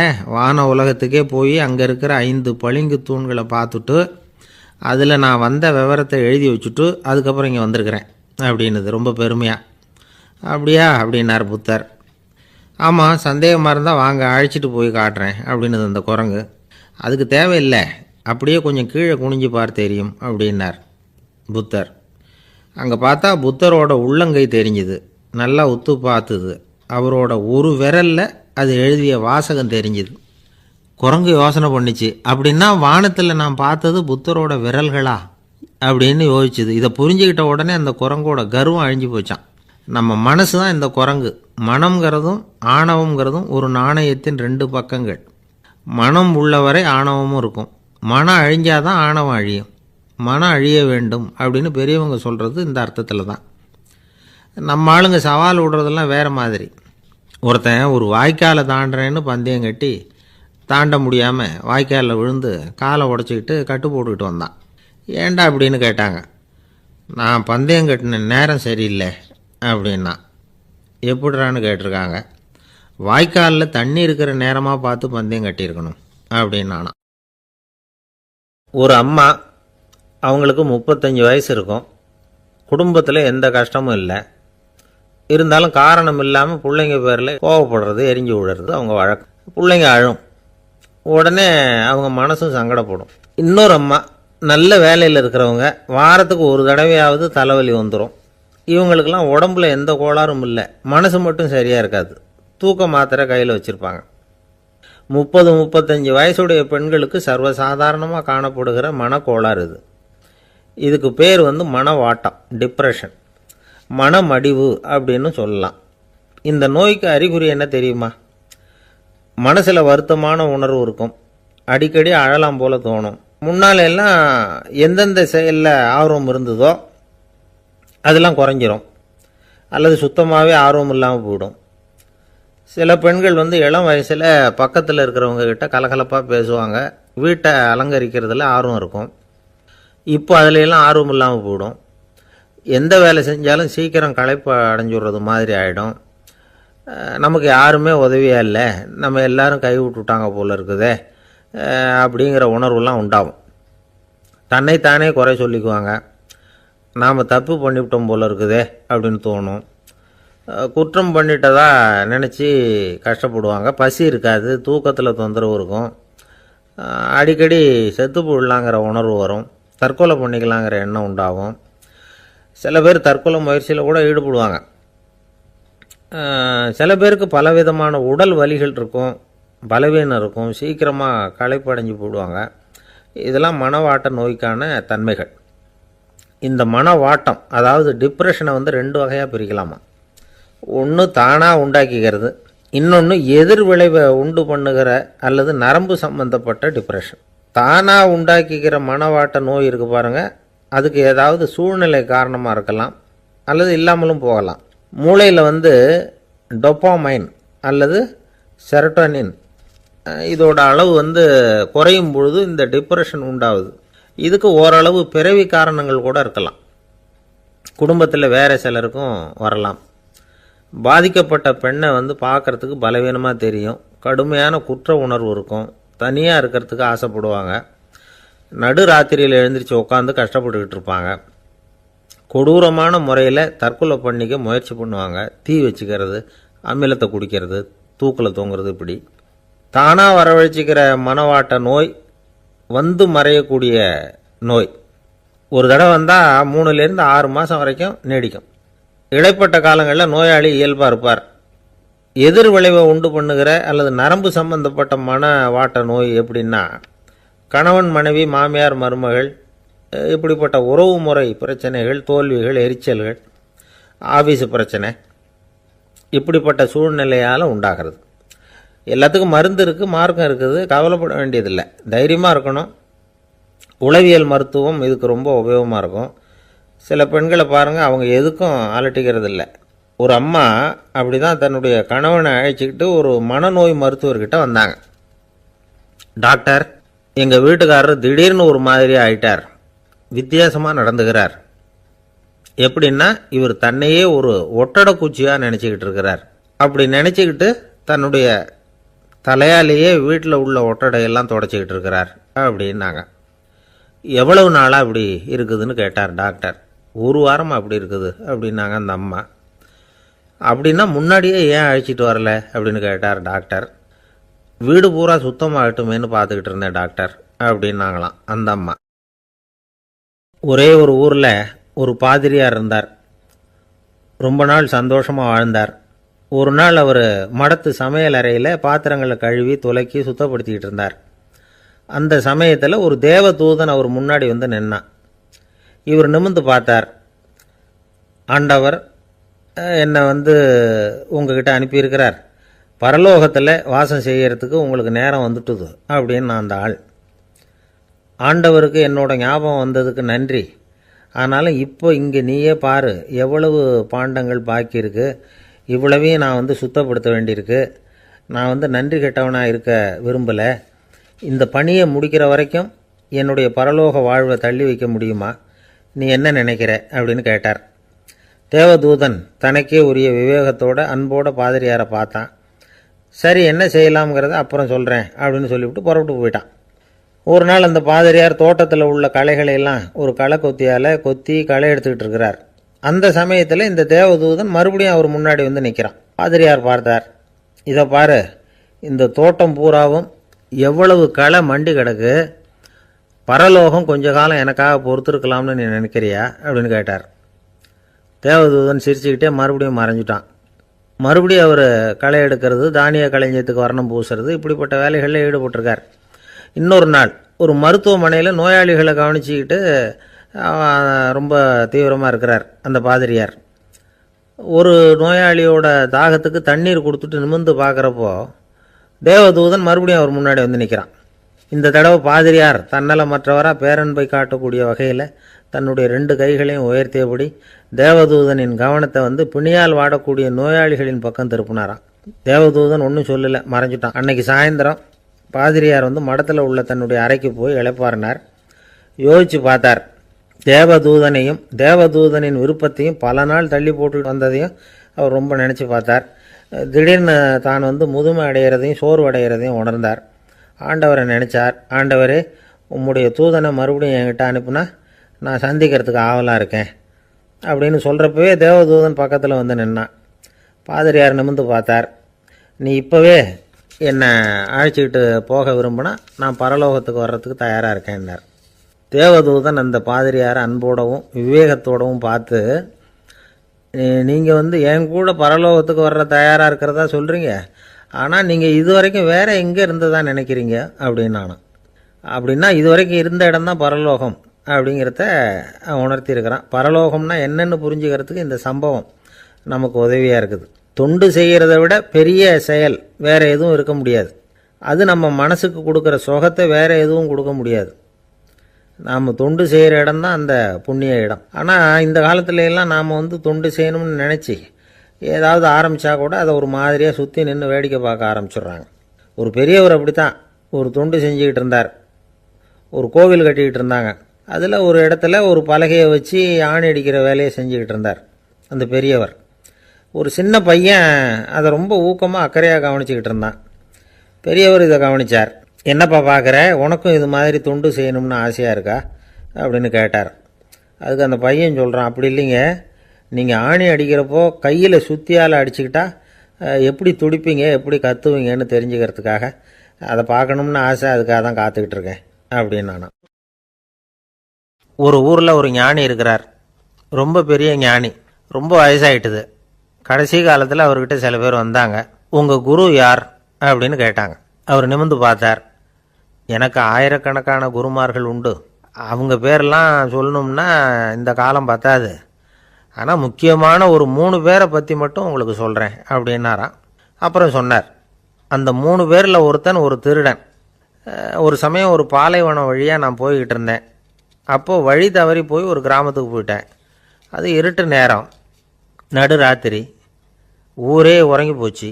அந்த நேரத்தில் ஒரு ஆள் மட்டும் ஒரு வீட்டு சுவத்தில் ஏதோ பண்ணி உள்ளே நுழையிறதுக்கு முயற்சி பண்ணிகிட்ருக்கிறான். அவங்கிட்ட போய் நான் இன்றைக்கி இங்கே எங்கே தங்க முடியும் அப்படின்னு கேட்டேன். அதுக்கு அவன், இந்த ராத்திரி வேளையில் அது ரொம்ப சிரமம், ஒரு திருடனோட உங்களால் தங்க முடியும்னா நீங்கள் என்னோட தங்கலாம் அப்படின்னா. நான் அவங்க கூட 1 மாதம் தங்கியிருந்தேன்.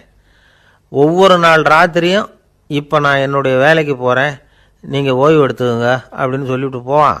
அவன் திரும்பி வந்த உடனே உனக்கு ஏதாவது கிடைச்சிதான்னு நான் கேட்பேன். அதுக்கு அவன், இன்றைக்கி ராத்திரி ஒன்றும் இல்லை, நாளைக்கு மறுபடியும் முயற்சி பண்ணுவேன் அப்படின்பா.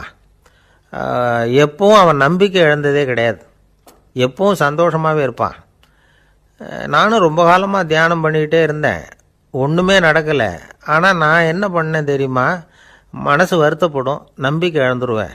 அப்போல்லாம் அந்த திருடனுடைய விடாமுயற்சி தான் ஞாபகத்துக்கு வரும். அதனால் அந்த திருடன் எனக்கு ஒரு குரு.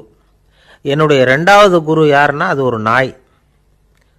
இது எப்படின்னா, ஒரு சமயம் எனக்கு ரொம்ப தாகமாக இருந்தது. ஒரு நதியை நோக்கி போய்கிட்டு இருந்தேன். அப்போ ஒரு நாயும் வந்தது. அதுக்கும் தாகம். ஓடி வந்து ஆற்றை பார்த்துது. அதோட நிழல் வந்து ஆற்றுல தெரிஞ்சுது. அதை பார்த்ததும் பயந்துட்டுது. அதாவது அது தன்னுடைய சொந்த உருவத்தையே கண்டு பயந்தது. அதை பார்த்து குறைக்குது, திரும்பி ஓடிச்சு. ஆனால் அதுக்கு தாகம் அதிகமாக இருந்ததுனால அது மறுபடியும் திரும்பி வந்தது. பார்த்தா மறுபடியும் தண்ணியில் நாயோட உருவம் தெரியுது. இப்படி சில தடவை பண்ணிச்சு. இருந்தாலும் கடைசியில் தண்ணியில் குதிச்சுட்டுது துணிஞ்சி. இப்படி குதித்த உடனே அதோட உருவமும் மறைஞ்சுட்டுது. இதை பார்த்தேன். நான் என்ன புரிஞ்சுக்கிட்டேன்னா, எவ்வளவு தான் பயம் இருந்தால் கூட ஒருத்தன் தைரியமாக காரியத்தில் இறங்கணும் அப்படிங்கிறத புரிஞ்சுக்கிட்டேன். இந்த போதனை அந்த நாய்கிட்ட இருந்து எனக்கு கிடைச்சிது. இது ஒன்று. அடுத்தது, என்னுடைய 3வது குரு யாருன்னா, அது ஒரு சின்ன குழந்தை. நான் ஒரு சமயம் ஒரு நகரத்துக்கு போனேன். அங்கே ஒரு குழந்தை எரிகிற மெழுகுவத்தி ஒன்று எடுத்துக்கிட்டு வந்தது. நான் அந்த குழந்தைய பார்த்து வேடிக்கையாக கேட்டேன், ஏன் பாப்பா இந்த மெழுகுவத்தியை நீயாவே கொளுத்துனியா அப்படின்னு கேட்டேன். ஆமான்னுது அந்த குழந்தை. சரி, இந்த மெழுகுவத்தி முன்னாடி எரியாமல் இருந்தது, இப்போ எரியுது. இந்த மெழுகுவத்திக்கு வெளிச்சம் எங்கேருந்து வந்தது, அதை எனக்கு காட்ட முடியுமா அப்படின்னு கேட்டேன் அந்த குழந்தைகிட்ட.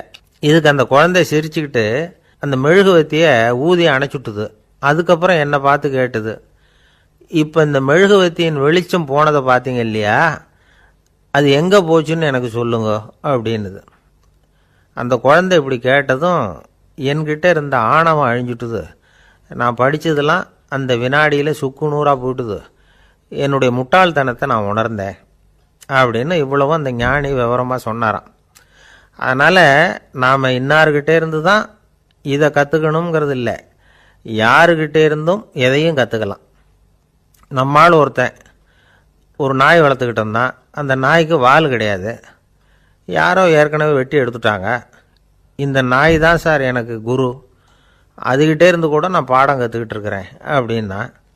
அப்படி என்ன கற்றுக்கிட்டேன் இந்த வால் இல்லாத நாய்கிட்டே இருந்து அப்படின்னு கேட்டோம். நாம் யாருக்கிட்டையும் வாலாட்டக்கூடாது அப்படிங்கிற பாடத்தை அதுகிட்டே இருந்து தான் நான் கற்றுக்கிட்டேன் அப்படின்னா. ஒருத்தர் சிகரெட்டும் கையுமா வந்தார். சார், இந்த புகைப்பிடிக்கிற பழக்கத்தை நிறுத்தி போடணும்னு தான் பார்க்குற, முடியலேன்னார். புகைப்பிடிக்கிறத நிறுத்துறது ரொம்ப சுலபம் சார் அப்படின்னார் இன்னொருத்தர். எப்படி சொல்கிறீங்கன்னு கேட்டார் அவர். நான் கூட ஏற்கனவே 10 தடவை அந்த பழக்கத்தை நிறுத்தி இருக்கிறேன் சார் அப்படின்னார் இவர். இதிலேருந்து என்ன தெரியுது, புகைப்பழக்கத்தை திடீர்னு விட்டு விடுறதுங்கிறது ரொம்ப கஷ்டம்னு தெரியுது. இருந்தாலும் இது சம்பந்தமான ஆராய்ச்சி, அனுபவம், இது ரெண்டையும் அடிப்படையாக வச்சு சில வழிமுறைகளை சொல்கிறாங்க. அதாவது புகைப்பிடிக்கிறத நிறுத்துறதுக்கு 10 வழிகள் உண்டு அப்படின்னு சொல்கிறாங்க. அது என்னங்கிறத தெரிஞ்சுக்கிட்டா உபயோகப்படுதான்னு பார்க்கலாமே. முதல் கருத்து என்னன்னா, கொஞ்ச நாளைக்கு புகைப்பிடிக்கிற நண்பர்களை விட்டு விலகி இருக்கணும். இதனால் புகைப்பிடிக்கிற ஆசை குறையும். அந்த பழக்கத்தை மறுபடியும் ஆரம்பிக்கப்படாதுங்கிற எண்ணம் உறுதிப்படும். 2வது கருத்து, புகைப்பிடிக்கிறதை எதிர்த்து தீவிரமாக பிரச்சாரம் செய்ய ஆரம்பிச்சிடணும். அது அடுத்தவங்களுக்கும் உபயோகப்படும், உங்களுக்கும் உபயோகப்படும். உங்கள் உள்ளுணர்வை அது தூண்டும், உங்களை உறுதி கொள்ள வைக்கும். 3வது கருத்து என்னென்னா, தினமும் 2 தடவை குளிக்கணும். எப்படி தெரியுமா, முதல்ல வெது வெதுப்பான தண்ணீர், அப்புறம் குளிர்ந்த தண்ணீர், இப்படி மாறி மாறி குளிக்கணுமா. 4வது கருத்து, உடற்பயிற்சிகள் செய்யணும். மூச்சு வாங்குற மாதிரியான பயிற்சிகள் ரொம்ப நல்லதான். பிராணாயாமம் அப்படிங்கிற மூச்சு பயிற்சி ரொம்ப நல்லதுங்கிறாங்க. அப்புறம் 5வது கருத்து, சாப்பாடு மிதமாக இருக்கணும், சீராக இருக்கணும். பச்சை காய்கறிகள், பழங்கள் சாப்பாட்டில் சேர்த்துக்கலாம். அடிக்கடி கொஞ்சம் கொஞ்சமாக சாப்பிட்டு ரத்தத்தில் சர்க்கரையின் அளவை பராமரிக்கணும். இது நரம்புகளை அமைதிப்படுத்தும். 6வது கருத்து என்னென்னா, ரொம்ப நேரம் பசியோடு இருக்கக்கூடாது. புகைப்பிடிக்கிறத நிறுத்த முயற்சி செய்யும் பொழுது எடை குறைப்பு நடவடிக்கைகளை மேற்கொள்ளக்கூடாது. 7வது கருத்து, காப்பி, தேநீர், மதுபானம், அப்புறம் போதைப் பொருள்கள் கலந்த உணவுகள் இதெல்லாம் வேணாம். புகைப்பிடிக்கிறத அதெல்லாம் ஊக்கப்படுத்தும். கடுகு, மிளகு, அப்புறம் காரமான பொருள்களை தவிர்க்கணும். உப்பு அளவை குறைக்கணும். தினமும் 10 கோவள தண்ணீராவது குடிக்கணும். வெறும் தண்ணி புகைப்பிடிக்கிற ஆவலை தணிக்குதான். 8வது கருத்து, கையில் சிகரெட்டு, புகையில ஏதாவது இருந்தால் உடனே தூக்கி எறிஞ்சிருங்க. அது கையில் இருக்கிற வரைக்கும் புகைப்பிடிக்கிற ஆசை வந்துக்கிட்டே இருக்கும்.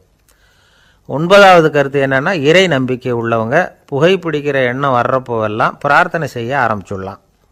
10வது கருத்து, உங்களுக்கு ரொம்பவும் வேண்டியவங்க யாரோ அவங்கக்கிட்ட எல்லாம் நீங்கள் புகைப்பிடிக்கிறத நிறுத்தி விட்டதா சொல்லிவிடுங்க. இந்த 10 வழிகளையும் கடைபிடிக்க ஆரம்பிச்சுட்டா புகைப்பிடிக்கும் பழக்கத்தை நிறுத்தி விடலாம் அப்படின்னு சொல்கிறாங்க அனுபவப்பட்டவங்க. முயற்சி பண்ணி பார்க்கலாம். ஒரு முக்கியமான இடத்துல நின்றுக்கிட்டு இருந்தார் ஒருத்தர். அங்கே வந்த இன்னொருத்தர், ஏன் சார் இந்த இடத்துல சிகரெட் பிடிக்கலாமா அப்படின்னு அனுமதி கேட்டார். இந்த இடத்துல சிகரெட் பிடிக்கக்கூடாதுங்க அப்படின்னாரு இவர். நீங்கள் இப்படி சொல்கிறீங்க, ஆனால் இந்த இடத்துல கீழே நிறைய சிகரெட் துண்டுகள் கிடக்குதே, அவங்கெல்லாம் யார்? அவங்கெல்லாம் உங்கள் மாதிரி என்கிட்ட அனுமதி கேட்காதவங்க அப்படின்னாராம் இவர். இந்த உலகத்தில் எவ்வளவோ உயிரினங்கள் இருக்குது. ஒவ்வொன்றும் ஒவ்வொரு விதமாக சண்டை போடுது. இப்போ 2 மாடு சண்டை போட்டுக்குதுன்னு வச்சுக்கோங்க, என்ன பண்ணும்? 2 முட்டிக்கும். அதுக்கு சண்டை போடுறதுக்கு ஆயுதமாக உபயோகப்படுறது அதோட கொம்பு. 2 சேவல் சண்டை போட்டுக்குதுன்னு வச்சுக்கோங்க, அதுக்கு ஆயுதமாக உபயோகப்படுறது அதோட கால் நகம்.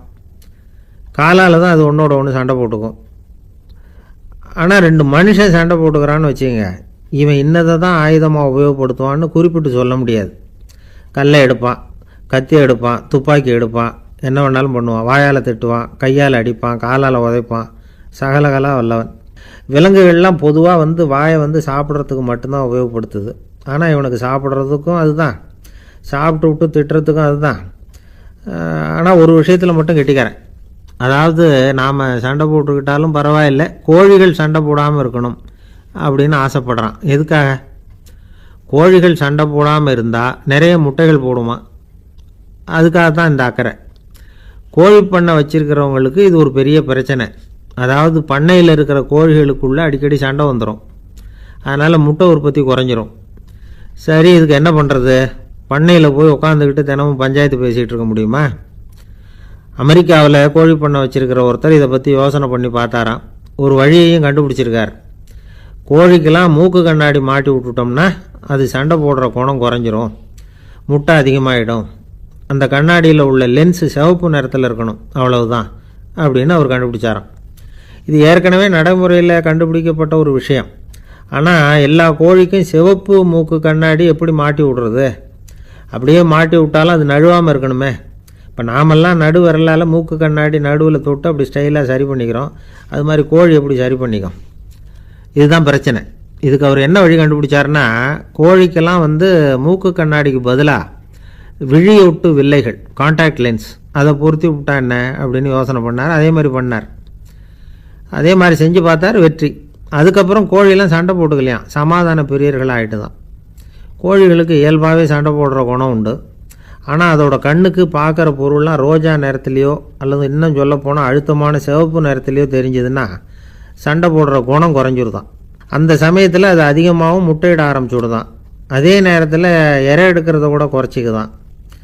இது ஏன் இப்படி பண்ணுதுங்கிறது விஞ்ஞானிகளுக்கு இன்னமும் புரியலையா. எப்படியோ அமெரிக்க கோழிகள்லாம் கான்டாக்ட் லென்ஸ் பொருத்திக்க ஆரம்பித்தாச்சு. கோழி கழுத்தை பிடிச்சிக்கிட்டு ஒரு சில வினாடிகளில் அதை பொருத்தி விட்றாங்களாம். கோழியோட ஆயுள் பூரா அது அப்படியே இருக்குமா. பண்ணையில் முட்டை உற்பத்தி குறைஞ்சா இது மாதிரி விஞ்ஞானபூர்வமாக பரிகாரம் தேடுறது தான் நல்லது.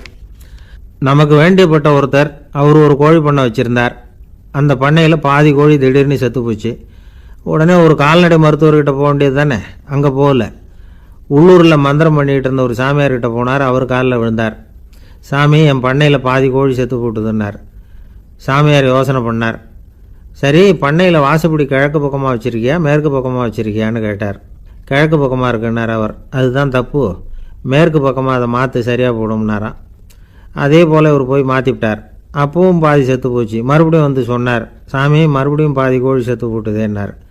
சரி, கூரை எப்படி போட்டிருக்க, ஓடு போட்டிருக்கியா இல்லை கீத்து போட்டிருக்கியான்னார். ஓடு போட்டிருக்கேன்னாராம் அவர். அதுதான் தப்பு, கீத்து போட்டுரு, சரியாக போடும்னாராம். சரின்னு போய் அதையும் மாற்றி பார்த்தார். மறுபடியும் போயிட்டுது, கோழி செத்து போச்சு. வந்தார். மறுபடியும் பாதி செத்து போச்சு சாமின்னு வந்தார். இவரும் யோசனையை மாற்றி மாற்றி சொல்லிகிட்டே இருக்கிறார். இப்படி அவரும் மாற்றி மாற்றி பார்த்தார். 6வது தடவையாக அவரை தேடிட்டு வந்தார். அந்த சமயத்தில் இவர் ரொம்ப தீவிரமாக யோசனை பண்ணி பார்த்துட்டு, அது சரிப்பா, நீ என்கிட்ட சளைக்காமல் வந்துக்கிட்டு இருக்கிற, நானும் யோசனை சொல்லிகிட்டு இருக்கேன். இப்போவும் உங்ககிட்ட சொல்கிறதுக்கு என்கிட்ட யோசனை நிறையா இருக்குது.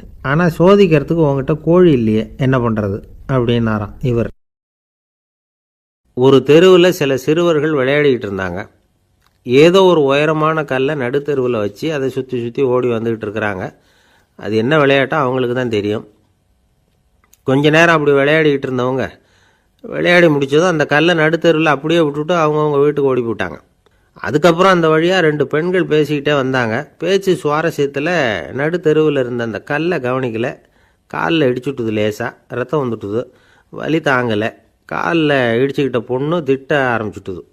வர வர ஊர் உலகம் ரொம்ப கெட்டு போச்சு, யாருக்கும் பொறுப்பே கிடையாது பாரு, இப்படி நடுத்தெருவில் பொறுப்பு இல்லாமல் இப்படி கல்லை போட்டு வச்சுருக்குறாங்களே, இது நியாயமா அப்படின்னு சொல்லி இந்த சமூகத்தை கடுமையாக விமர்சனம் பண்ணிக்கிட்டு அவங்க போயிட்டாங்க. கொஞ்ச நேரம் கழித்து ஒரு வாலிபன் அந்த வழியாக வந்தான். அந்த கல்லை பார்த்தான், நின்னான், ஒரு நிமிஷம் யோசனை பண்ணான், என்ன பண்ணலாம்னு பார்த்தான். தன்னுடைய வீரத்தையும் பலத்தையும் காட்டணும்னு நினச்சான். பின்னாடி போனான். அப்புறம் வேகமாக ஓடி வந்து ஒரு சின்ன ஹை ஜம்ப் அப்படியே துள்ளி குதிச்சான். துள்ளி குதித்து தாண்டி அந்த பக்கமாக போய் விழுந்தான். அப்படியே விசில் அடிச்சுக்கிட்டு அவன் பாட்டுக்கு நடந்து போகிறான். அடுத்தபடியாக ஒரு காதல் ஜோடி அந்த வழியாக வந்தது. நடுத்தெருவில் கல் கண்ணில் பட்டது. அவங்க 2 பேரும் ரொம்ப நெருக்கமாக சேர்ந்து வந்துக்கிட்டு இருக்கிறாங்க. நடுவில் கல் இருக்கிறதுனால கொஞ்ச நேரம் 2 பேரும் விலகி மறுபடியும் இந்த பக்கம் வந்து சேர்ந்து போகணும். கொஞ்ச நேரம் நாம் பிரிய வேண்டி இருக்குதே அப்படின்னு வருத்தத்தோடு முணுமுணுத்துக்கிட்டே இந்த பக்கம் வந்தாங்க. அதுக்கப்புறம் வழக்கம் போல் சேர்ந்து அவங்க பாட்டுக்கு எதிர்காலத்தை பற்றி கற்பனை பண்ணிக்கிட்டே போயிட்டாங்க. கடைசியாக அந்த வழியாக பார்வை இல்லாத ஒருத்தர் வந்துக்கிட்டு இருக்கார். அவர் கையில் வழக்கமாக வச்சிருக்கிற அந்த ஊன்றுகோல், கையில் இருக்கிற அந்த ஊன்றுகோலால் தனக்கு முன்னாடி அப்படியே தட்டிக்கிட்டு பார்த்துக்கிட்டே அவர் மெதுவாக நடந்து வந்துக்கிட்டு இருக்கிறார். வழியில் இருக்கிற அந்த கல் தட்டுப்பட்டுது. உடனே நடுத்தெருவில் ஒரு கல் இருக்குங்கிறத அவர் புரிஞ்சுக்கிட்டார். உடனே குனிஞ்சார். அந்த கல்லை தடவி பார்த்து எடுத்தார். தெரு ஓரமாக கொண்டுட்டு போய் போட்டார். அதுக்கப்புறம் அவர் பாட்டுக்கு அவர் வழியில் நடந்து போனார். இப்போது இதில் பல பேர் வந்தாங்க போனாங்க. இவங்களில் பார்வை உள்ளவங்க யார், பார்வை இல்லாதவங்க யார்? இப்படி ஒரு கேள்வி கேட்டால் என்ன பதில் சொல்ல முடியும்?